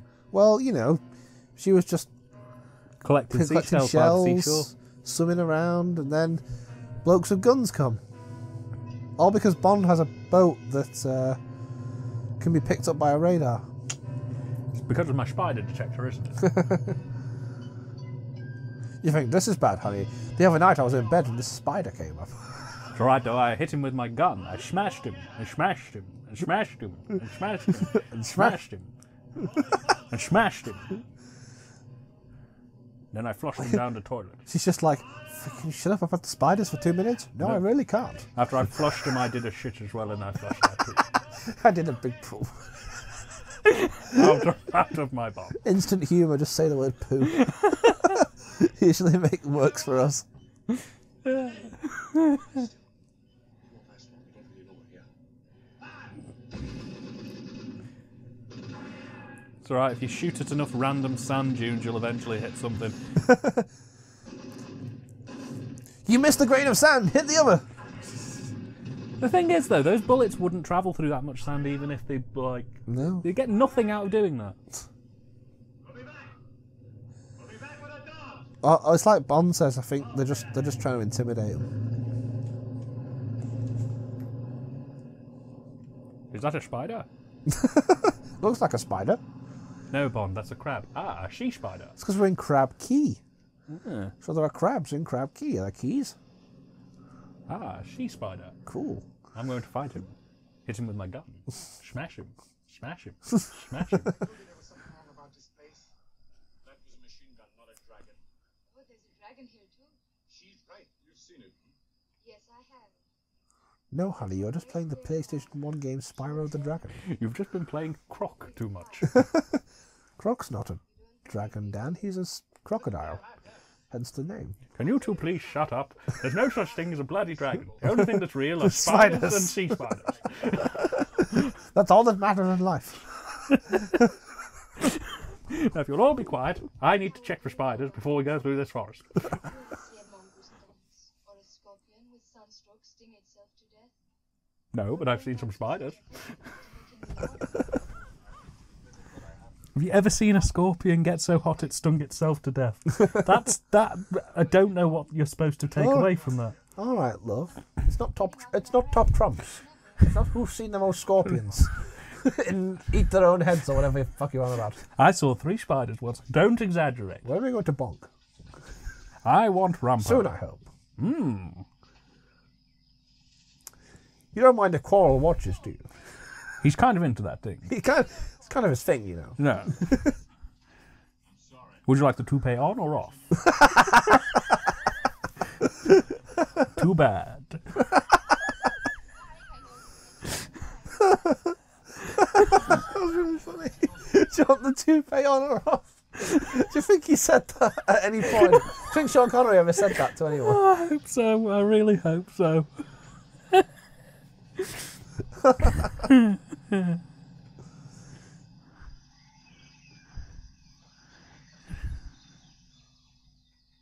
Underneath the mango tree, You've been singing that for 6 hours. Bloody stop. Change the fucking record. The incy wincy spider. Oh, I bet that was fucking horrible. Yeah. To film, I mean. Well, brine is not a pleasant thing to walk through. Well, it's not like... Get mind, we're trying to film, but we're trying to record something here. That's my spider alarm.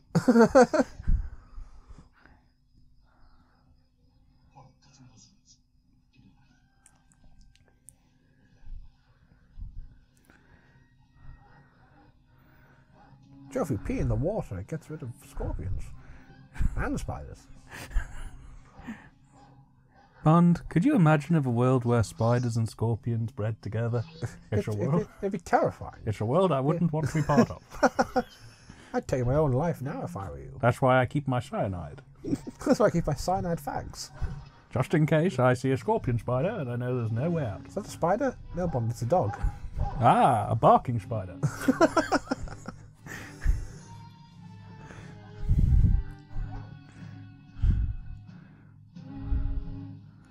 If you wanted to call this film Dr. No brackets spiders, please. Found him yet? Nah, needs more dog. What about those two very, very obvious blobs in the water that are quite clearly people? No, Yeah. not people. Oh no, flying spiders. Did you hear a monkey noise? Well, that's just because they're in the jungle. There's monkeys. I think that was meant to be birds, though, wasn't it? Hmm. Does Bond ever get a monkey companion? He does actually. Really? For about 2 minutes in The Man with the Golden Gun, Excellent. which is quickly becoming the greatest movie of all time. I'm really looking forward to that one. As you should be. It just seems to have everything I could possibly want.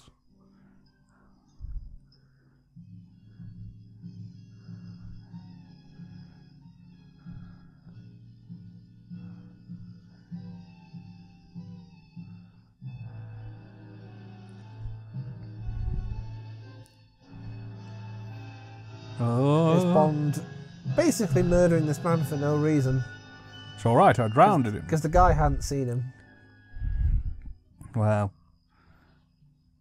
What did he do? He didn't do Nothing. anything really. Just sort of leaned him back and then he fell asleep. Is he like a Furby? Well, the idea is that he knifed him. Ah. It does look like he just basically hugged him to death. Mm. Wow. I'll kill you with love. The best gift of all. You have to be cruel to be kind. In the right measures. Danger, Honey- do not pass this point. Honey, did you not read the fucking sign? You can't speak into English. I will not buy this tobacconist, it is scratched. Repeat after me. Spiders are evil. Never trust them. Never go with them. If they offer you something, decline. Always decline a spider. You all get some rest if you want to. I stay out here on watch. What a manly chest of hair. Hmm. Perfectly sculpted. I like to think he insisted on this. He's like, I might be bald as fuck up there, but it's on my chest. I think you'll find something quite impressive.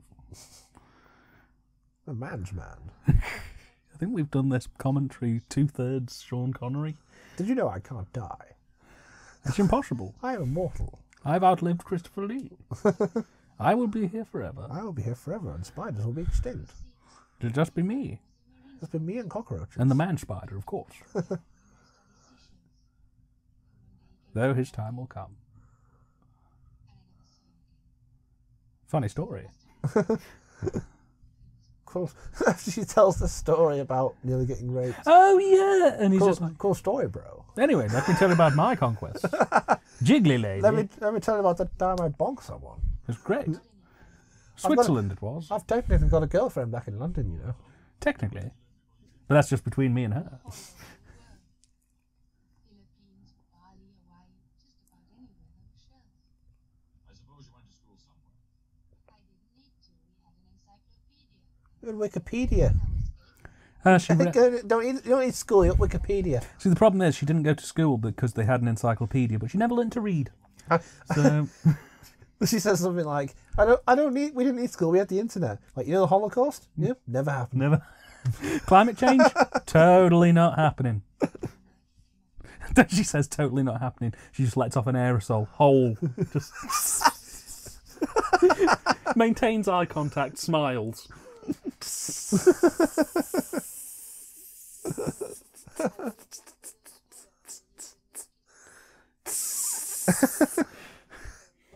Was it? I remember when you text me when you were watching this saying that you were shocked that Bond seems to like be a bit put out by her story. Yeah, he's just like, well, don't mention it again. Keep it under your own hat. Well, it wouldn't do to make a habit of it. Yeah. Well, you should really make a habit of men trying to have their way with you. Yeah, A little bit of a lesson here, honey, because it might come in useful later. Oh, jeez. Yeah, no, I thought And that's that not was... sexist because your name is Honey. Your name is literally Honey. Her full name is Honey Rider. Honey. Well, the book she's called Honey Child Rider. Wow, that's even slightly worse. But I don't know why they dropped the child bit. Because child riding is largely illegal, Ben. No, not child. Child. Oh, child. I thought you said child. I was C-H- thinking... no, I was thinking, well, C-H-I-L-E. it's clearly obvious, because that sounds a bit like a diddler, so... No. Honey Child, I guess to make it sound more... Honey child. Yeah, Like honey lamb, honey darling, honey baby, honey child. exactly like that. This is definitely Day for Night. Day, for night. We'll be with you in 8 years. We'll be with you in about 4 hours. That's the time it takes to drive this fucking stupid dragon tank. Why did we make it look like a dragon? What was the point behind that? I don't know. Whatever. Okay, boss, we built your super secret lair. We got your spider room in place. We've got your spider room. It took us 8 years of solid labour, but we've done it. Have you finished my dragon tank? What do you mean the dragon tank, boss? You never said nothing about that. Ah, falling through a hole in the floor. I just love like Quarrel and Honey Rider aren't. They're not. Why did he make it belch fire? Because it's a dragon. That's what dragons do. And by the way, Quarrel and Honey are not thick. They might be portrayed as slightly gullible, but they're not thick. How could anyone on God's green earth see that as an actual dragon? I don't know. People thought It's making engine noises. People thought Ben, dragons make engine noises too. It's easily done. I used to get confused by it myself. That flamethrower isn't doing anything to anyone. Can't even light a bush on fire. How's a Quarrel? You're not on a shift. Oh, he's dead. Okay. I like it was a bit of a Monty Python end then. It sort of hit him, he just went, ah! And then fell backwards, and that was it. Ooh, that shot looked like it was done in the studio. That one there. Yeah. You can see the backdrop. Doesn't match the backdrop of the sky. Yeah. For some reason, this part seems to take place after Jamaica's been nuked. It's Jamaican Threads. Why has Jamaica been nuked, Bond? Well, there were spiders. It was the only logical option to get rid of them all. Dr. No's planned. Release horrible spiders all over the country. He all over the world. used weird dragon cars.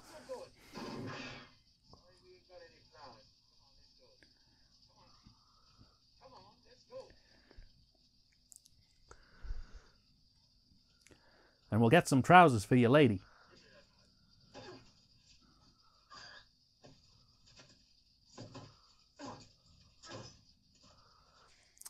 Do you want to know how Dr. No dies in the book? Go on. Bond drops him in a pile of bird shit. What? Bird guano. Guano. Which is bird shit. Yeah. Yeah, he drops him in a pile of it. And he dies. Yeah. That's really shit. That's how the book ends. And then Bond dropped him in a load of bird poopy poo. I can picture Cubby Broccoli and everyone sat around a script meeting being like, yeah, I don't think we should have the scene where he covers him in bird shit. Why? That's the most integral scene. That's the heart of the piece, damn it. I won't have this film made unless that's included. Would you care for a lemon muffin? I'm quite alright. They are very good. If you get any urges, just let me know. I'll let you know if I have any urges, Stan. Now, this is a very good way of getting rid of radiation poisoning. scrub it off with a brush. Yeah. Spray them all down with Just scrub the cancer off. It's fine. just spray them all down with ambrosia whipped cream.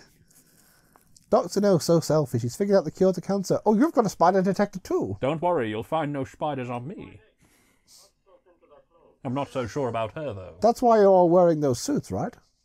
Anti-spider suits. Anti-spider suits.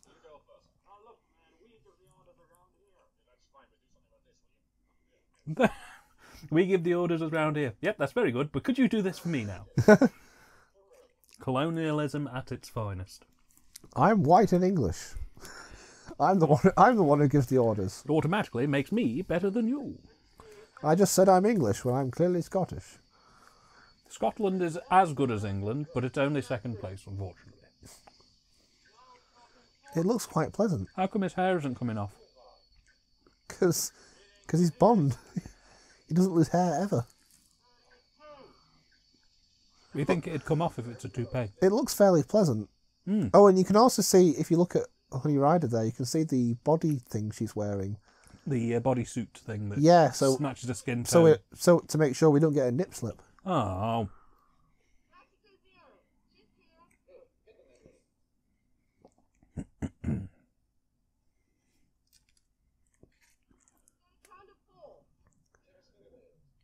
I'm sorry.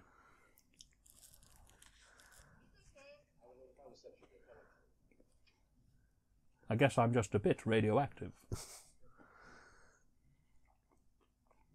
And now we're in a lair of a Batman baddie. Oh, it's the Joker's lair. Even down to the lighting. We've got to think quick to get out of this cave, Robin. What I love about this film is that it goes from a detective in Jamaica investigating a murder to evil mad scientist and his wacky lair. And his army of spiders. And his army of foreigners.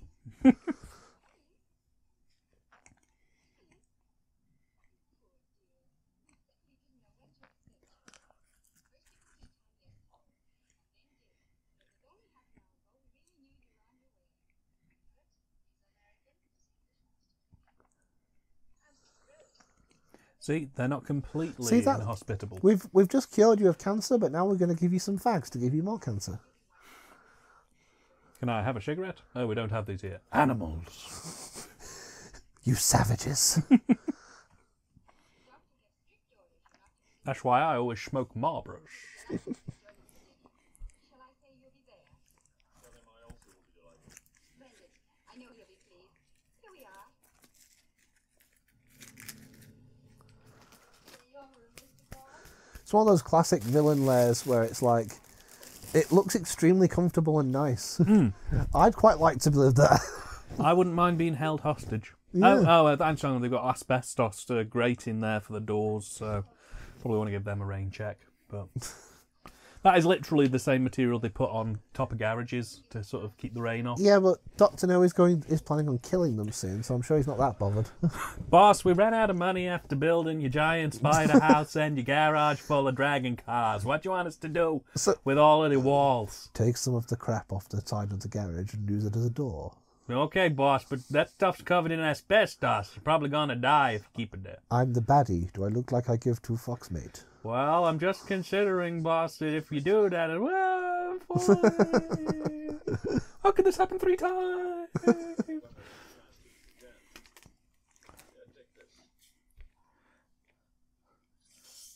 It's mine, but you can hold it for a moment. You can look at it. I didn't say you could drink it.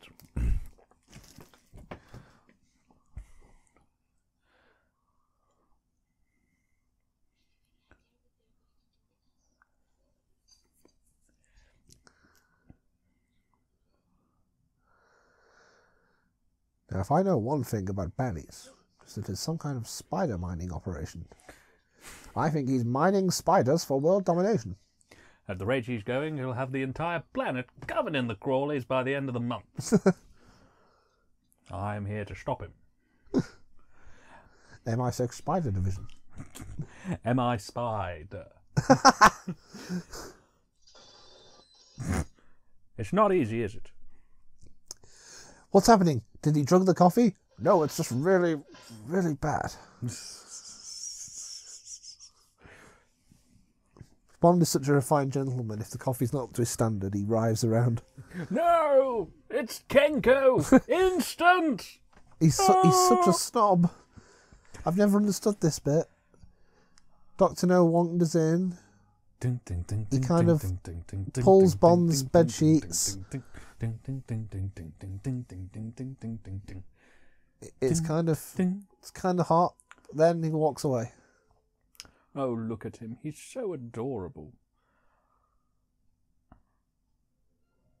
Nope, no spiders in there. Was he just checking? Just checking. He went. Just checking there wasn't any spiders in there. No, you're fine.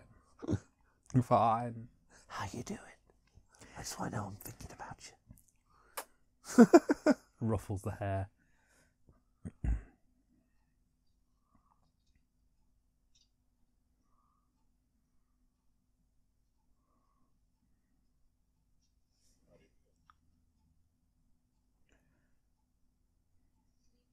I don't like these trousers, and I don't like your face. I do like your face very much.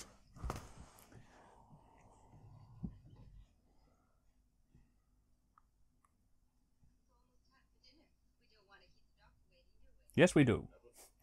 Which doctor? Tom Baker or Peter Davidson? It's 1962. He doesn't exist yet. Ah, Peter Cushing, my favourite. Yes, good to mind the planet for spiders.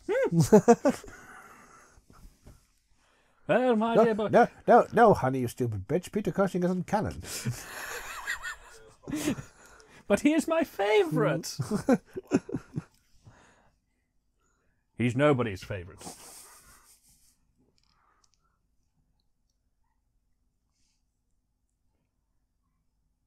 I'm going to say that's a matte painting, and I'm going to say it's a matte painting because his shadow cast onto the matte painting. Ah, well. It's Joys right. of Blu-ray Yeah, it's quality right. there. It's right. That's what they said on the day. It's right. It's fair enough. It's right.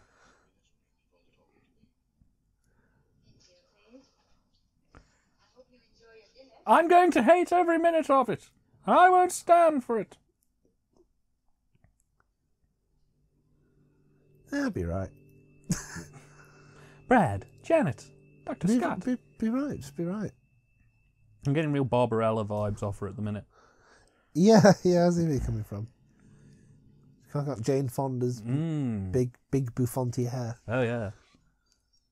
Again, I have that one on Blu-ray and VHS. So if you ever fancy... you have twice your library. I have I do. I have everything in Blu-ray quality and on tape. Because I like to see the crystal clear sharpness and the terrible fuzzy VHS aesthetic. It makes me feel very happy. It brings me joy. I love this bit with the fishes in a minute.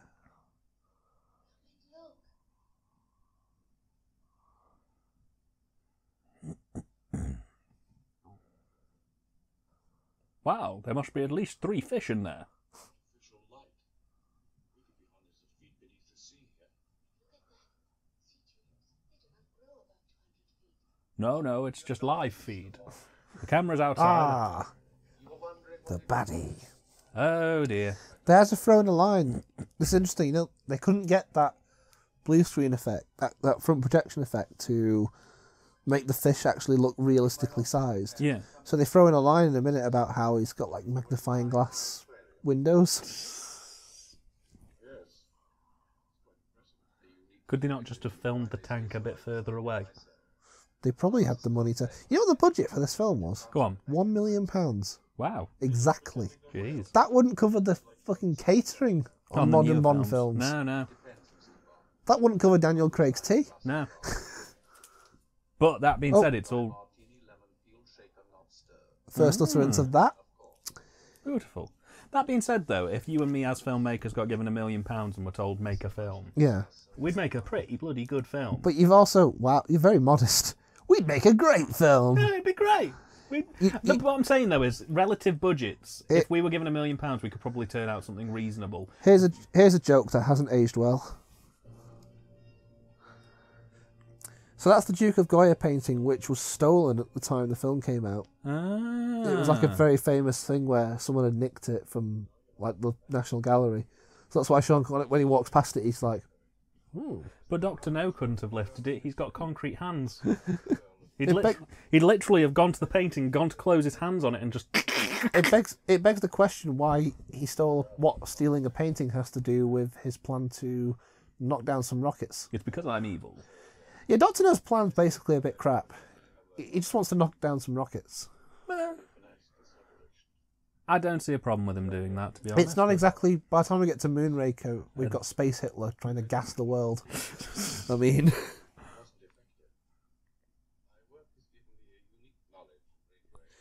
But you've also got Just for Inflation, haven't you? Because £1 million back then would have been enough to build these enormous sets and costumes but like if you made a Bond film for £1 million today, that would never ever happen. That wouldn't even begin to cover it. No. Well, it would, but it'd be lots of green screen. And Dr. No, the chap who the film is named after, is only really in these final 15 to 10 minutes. I've just realised Connery's eyebrows are quite dramatic. He has to be. He's the hero. Heroes have big eyebrows. I also don't think that Connery suits a full button-up tunic. That Nehru jacket is a little iffy in it. Yeah. He's not really pulling it off. No. Joseph Wiseman, who's played Dr. Nose, really pulls it off. Absolutely. I wish to have 4 grapes. But Mr. Bond, you can have whatever you want for your tea. 4 grapes. 2 green, 2 red. How did he KFC? I want a Subway. Could murder a curry. Is there a Mackey's? There's one of those everywhere. I want a chicken legend.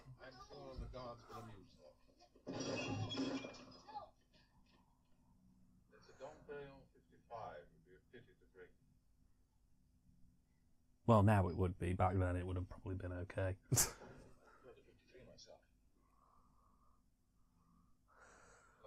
Bond is such a champagne bore. He does that at least once a film.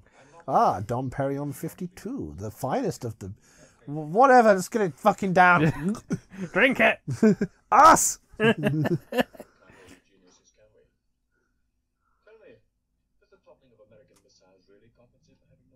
Yes. I want missile hands. Should have called his bluff. Yes, it does. So what?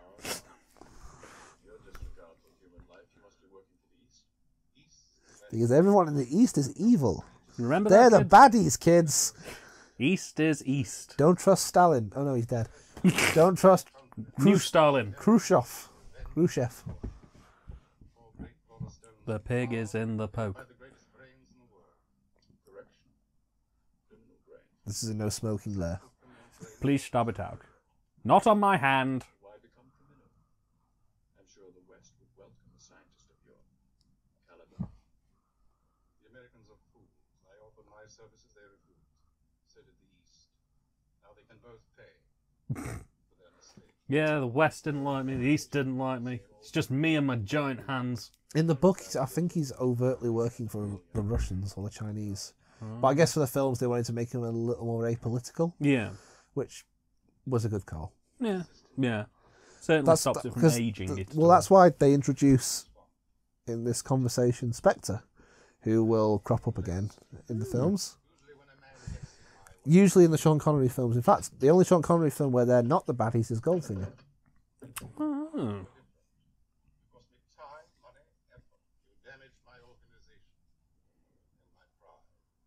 You've also cost $50 million of damage tearing apart my walls looking for, quote, spiders.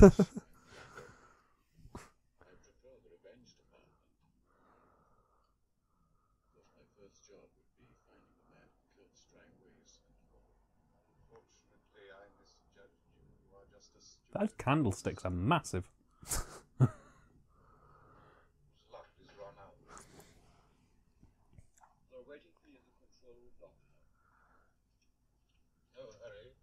Started their countdown check here. You won't get away with it this time, Dr. No. The Americans are prepared for any trouble.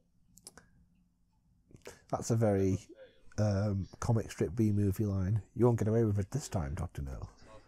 What do you mean this time, Bond? This is the first time we've met. No, it's not. Yes, it is. Prove it. Actually, Bond did have a little life, a brief sort of running in other media outside of the films. He was in a comic strip. Like, obviously the books came first, but he was also a comic strip in the Daily Mail and a radio play. Oh, wow. Oh, and a TV movie starring Barry Norman. Not Barry Norman. I was going to say Barry Cryer for a No, second. the host of Bob Holness. Oh, yeah. This is a bit of a downgrade. I like this whole bit with him escaping Dr. No's lair.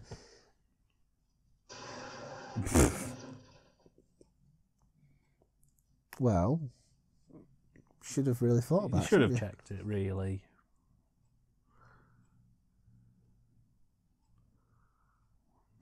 you? What I like about this whole sequence coming up on going through the vent is that it feels like he's really going through the fucking pits. Yeah.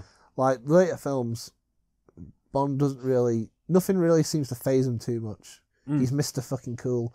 But here he's really like proper sweating and he's in pain and writhing around and It's all gone a bit John McClane. yeah.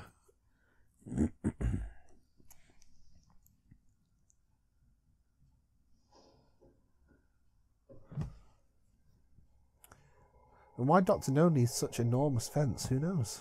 So, boss, we built your spider den, we got your dragon cars, we finally sorted out the asbestos rooms, but what do you want to do about the 100-foot-long air conditioning tunnels? And make sure it's big enough for a man to crawl through. Boss, we didn't build them that large to begin with.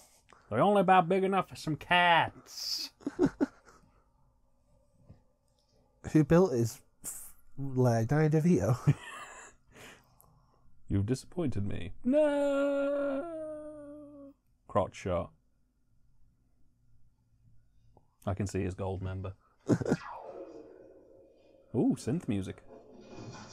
Oh, he fell on the cameraman. Oh.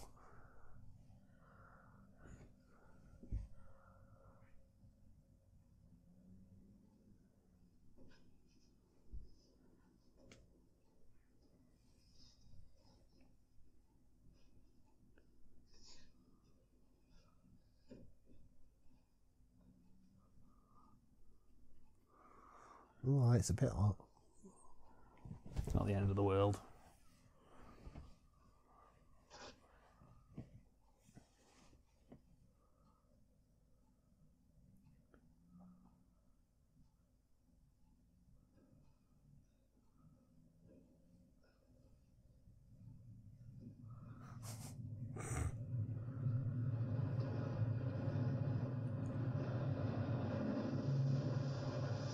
Turns out that's all the sewage. It's all the guano. Yeah. I read in my novelisation that I die being covered in bird poo. I don't want this to happen again, so I'm flushing it all. How come his toupee is still on? Because that's how toupees work. They're not like wigs. They're Well- like toupees get like glued onto your scalp. Oh. So it is basically like having hair. Oh. I mean, I could understand if it was like a weave or something, you know. A weave. Yeah, weave is where they basically, it's a mixture of gluing it down, but they also sort of tie it into the hair around the hairline. Oh. So it kind of stays put because it's tied to your existing hair. Oh, the more you know. Yeah.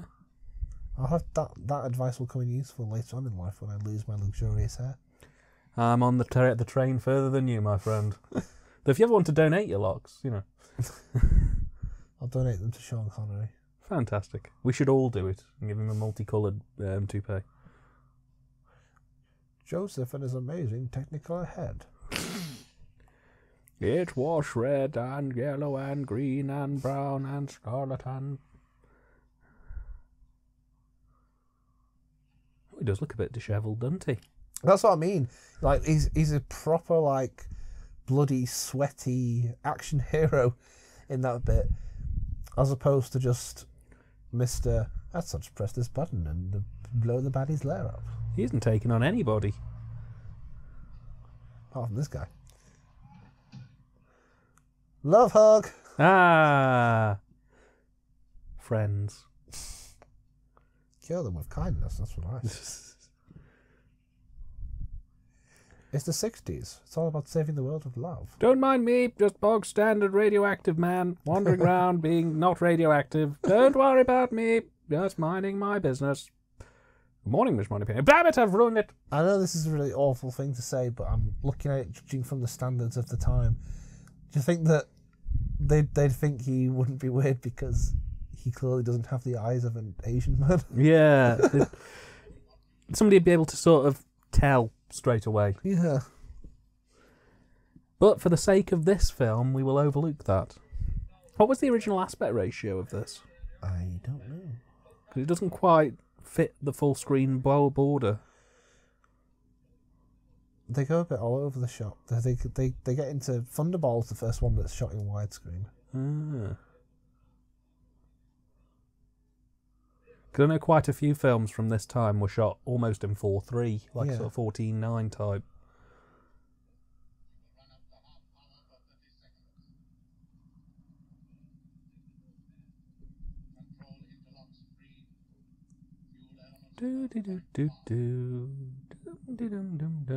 That is protecting no one. I love the A, it's protecting no one, and B, I love the giant red comic book lettering on the machine that says danger level. Yeah. Warning, this will blow up Blair. Who puts a blow up the button on a spaceship anyway?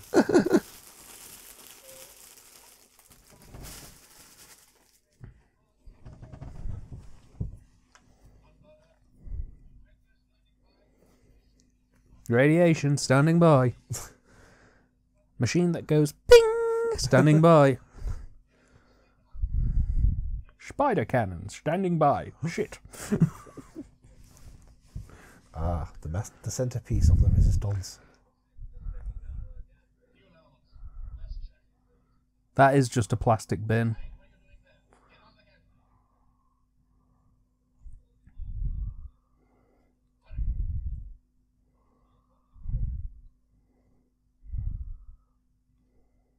Wait a minute. Only one man does a faint little run like that.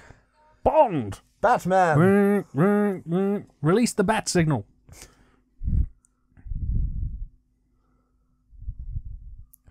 So how does this work? Well, I turn the wheel left and the water goes a little, lights up a bit.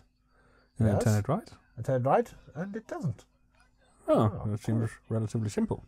What does that have to do with our plan to knock down some rockets? I don't know, but it's quite entertaining. His plan is to topple US rockets. They were always toppling shit in 1962.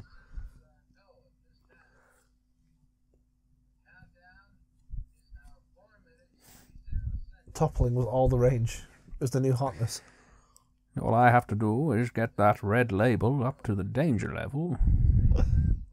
I'll never have to worry about spiders again. It's just, I just love how giantly oversized that danger level sign is. It's a bit comic, isn't it? They might as well put an exclamation mark at the end. Well, it's like that big sign they've got on the top there that says abandon area. Like you wouldn't know to abandon the area if everyone was running around and things were on fire, you know. Like the base is blowing up, everyone's just kind of standing there. Yeah. What do we do? After about 10 minutes, someone clicks the abandon area light on. It doesn't flash or anything, it just comes on solid once. And everybody's like, oh no!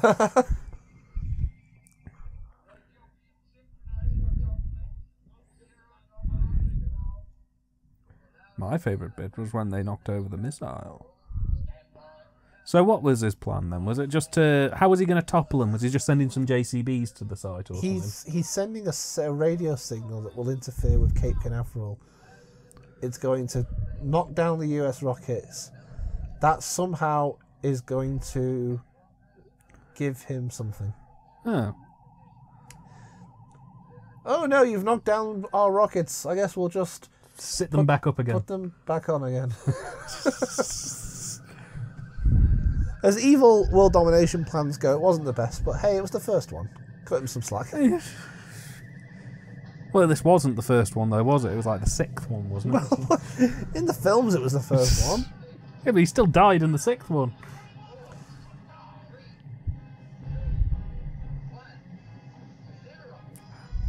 He runs really weird. He sort of folds his arms at... I'll get you!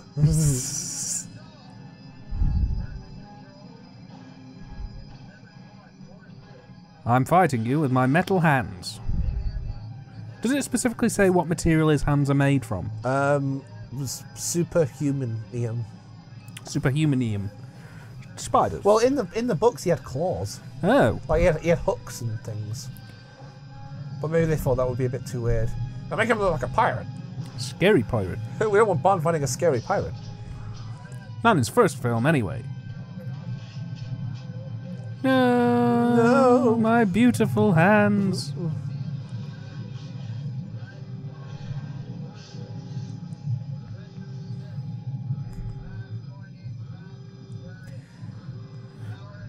Oh no, the Awooga is playing.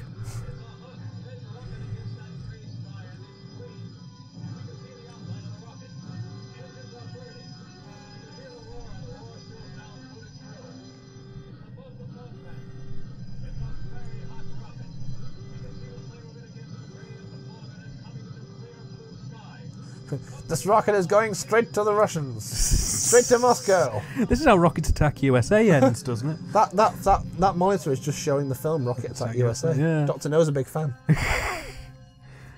Turns out it wasn't Cape Canaveral, it was Moscow. Just labelled it wrong.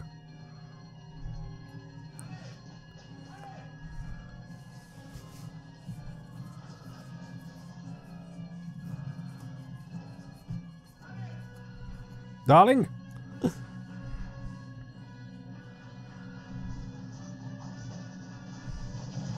You stupid man! Stupid, stupid! Where is she? I'm quite willing to tell you. Just Where is she? you should have done that about 7 times Yeah. with different henchmen. Yeah. Oh, now this is funny. They originally Didn't even do anything. the idea was there was going to be a whole scene because Honey was going to. It looks like they're going to drown her, but the original plan was that they were going to have crabs crawl up and like nip her to death. Ah, But it looked crap, so they cut it death by... because they got the crabs out and the crabs didn't do anything. They just kind of sat there. You can't train them like spiders, you see. No, death by sea spider.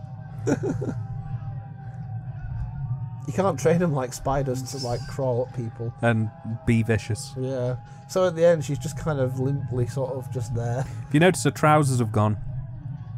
Yeah, Dan, I did notice. Maybe she just doesn't like wearing trousers. She has every right to not like wearing trousers. I am in favour of her not wearing trousers. If it's her choice, it's her choice. I'm borrowing your boat. I won't bring it back. Oof. Wow. For a film that's pretty light on action, at least we get a nice satisfying kaboom at the end. Lot of smoke. Lot of smoke. Bond and Honey died at sea. They never made it home. Okay. So, there's one bean left. You can't have it, because I'm the man. We'll Rochambeau for it.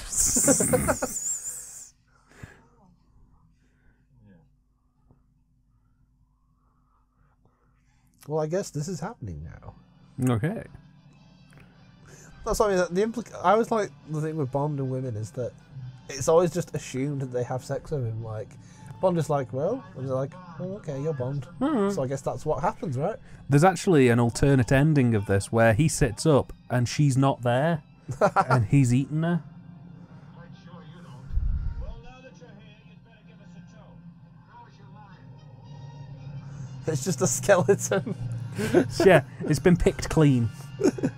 Like, oh, she looks. Honey by Quite name, real. honey glazed by nature. Ironically, she didn't taste like honey at all. Tasted like meat. Good meat. Fresh meat.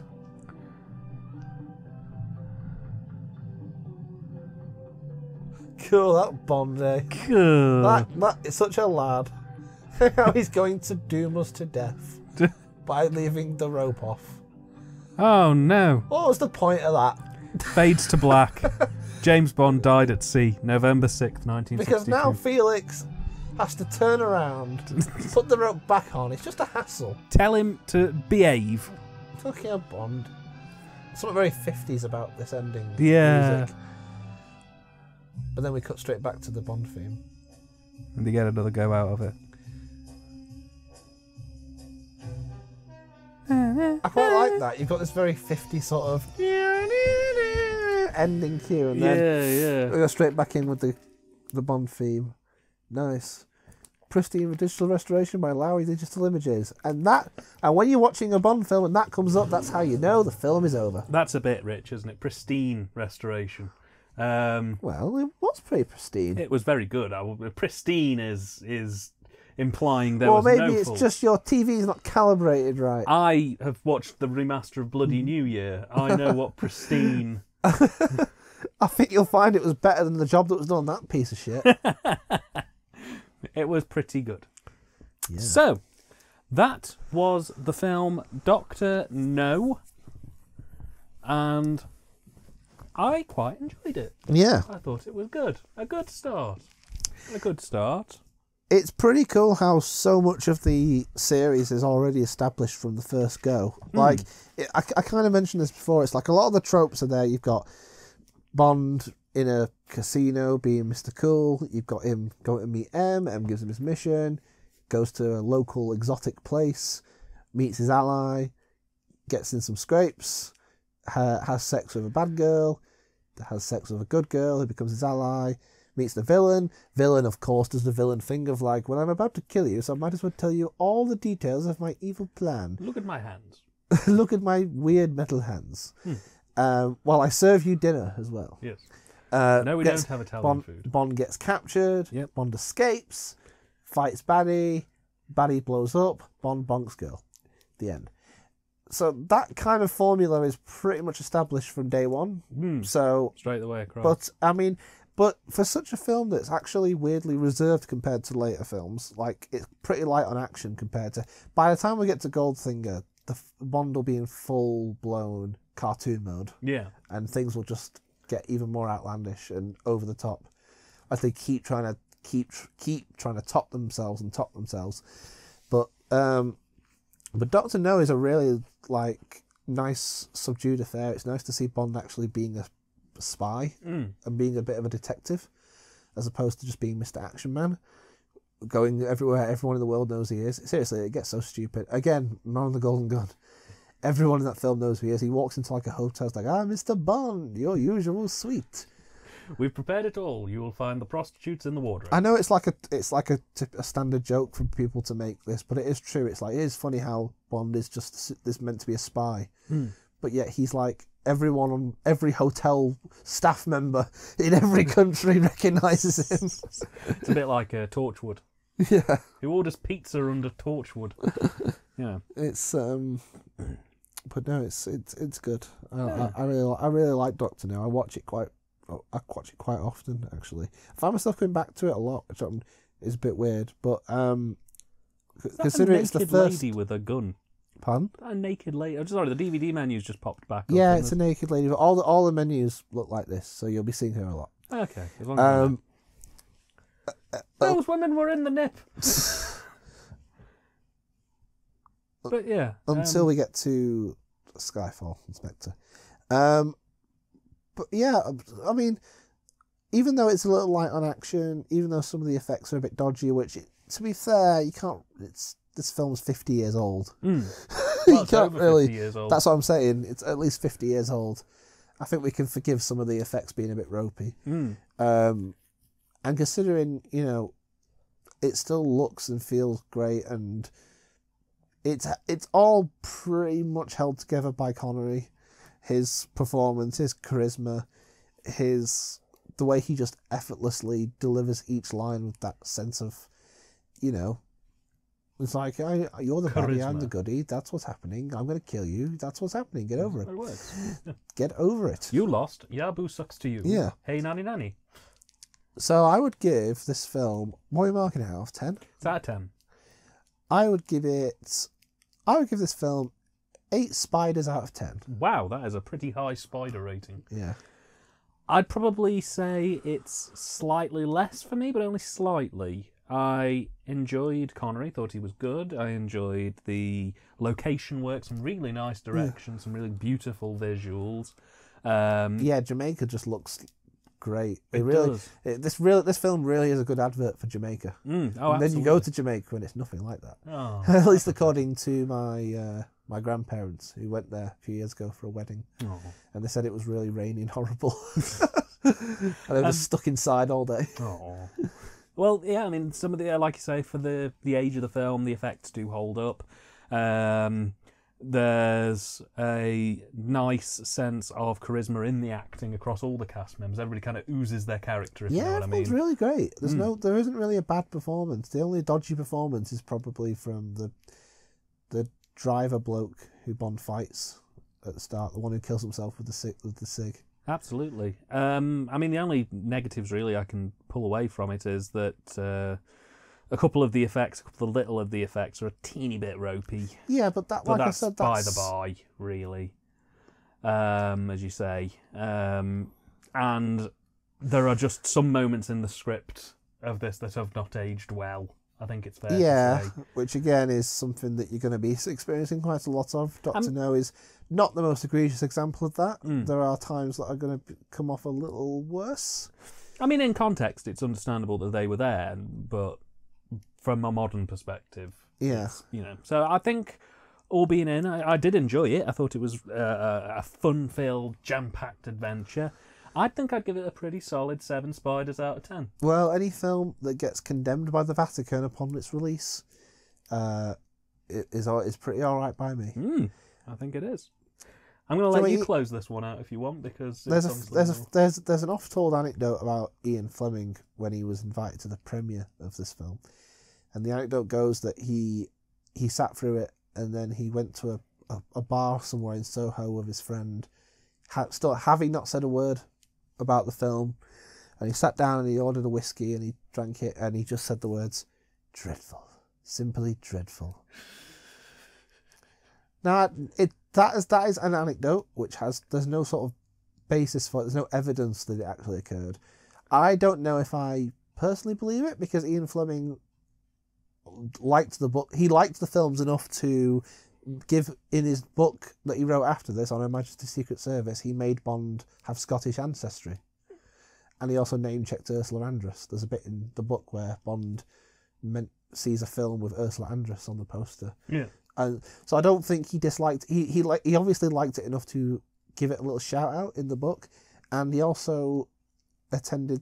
You know, he attended the filming through all this because they filmed it near his house in Jamaica, so he might as well. He was there for when they filmed From Russia with Love, and he visited the set for Goldfinger. Sadly, he never saw Goldfinger. He died before that one was released. Wow. But I like to think that they are very different from his books, and maybe it's a good thing he didn't see the later films, because they obviously massively deviate from his books.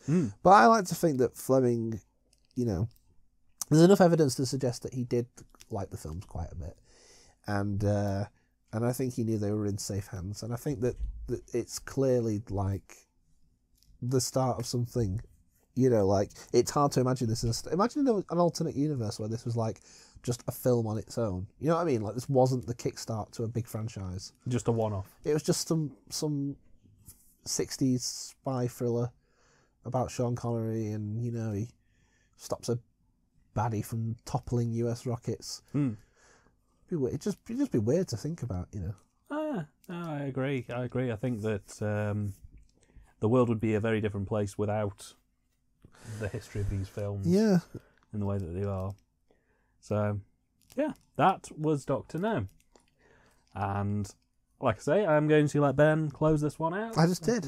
Well, give it a formal closing. You can say goodbye. What do you mean a formal closing? You can say to the people goodbye. goodbye. Bye, everyone. That's a rubbish goodbye. You got to say. I don't know what I'm supposed to say. You talk nicely. I don't want to say. I don't want to say something cheesy like "See you next week for From Russia with Love," or because it might be another 6 months before we get round to recording that one. Well, that's true. That's true. You could just say, hey everybody. Well, thank you for taking your time to watch two people talk about spiders for an hour and 3/4. Have a good time. Hey Google, did you like Doctor No? I'd tell you if I knew. I think that's a good enough ending for me. That's a pretty solid ending. Right, well, I'll say goodbye then. Have a good time, everybody. You take care. Hopefully we'll be back with From Russia with Love at some point in the near future. I'd tell you if I knew. She just watched it, dozy She's got eyes. She's the most advanced thing in the world and she can't see. No, she's blind. Rubbish. You know what happens if you give them eyes? You end up with Hal. That's true, yeah. Anyway, thank you very much for tuning in, as always, and we will hopefully see you next time. Wave to the audience, Ben. Bye-bye. Bye, everybody. Bye-bye. Bye.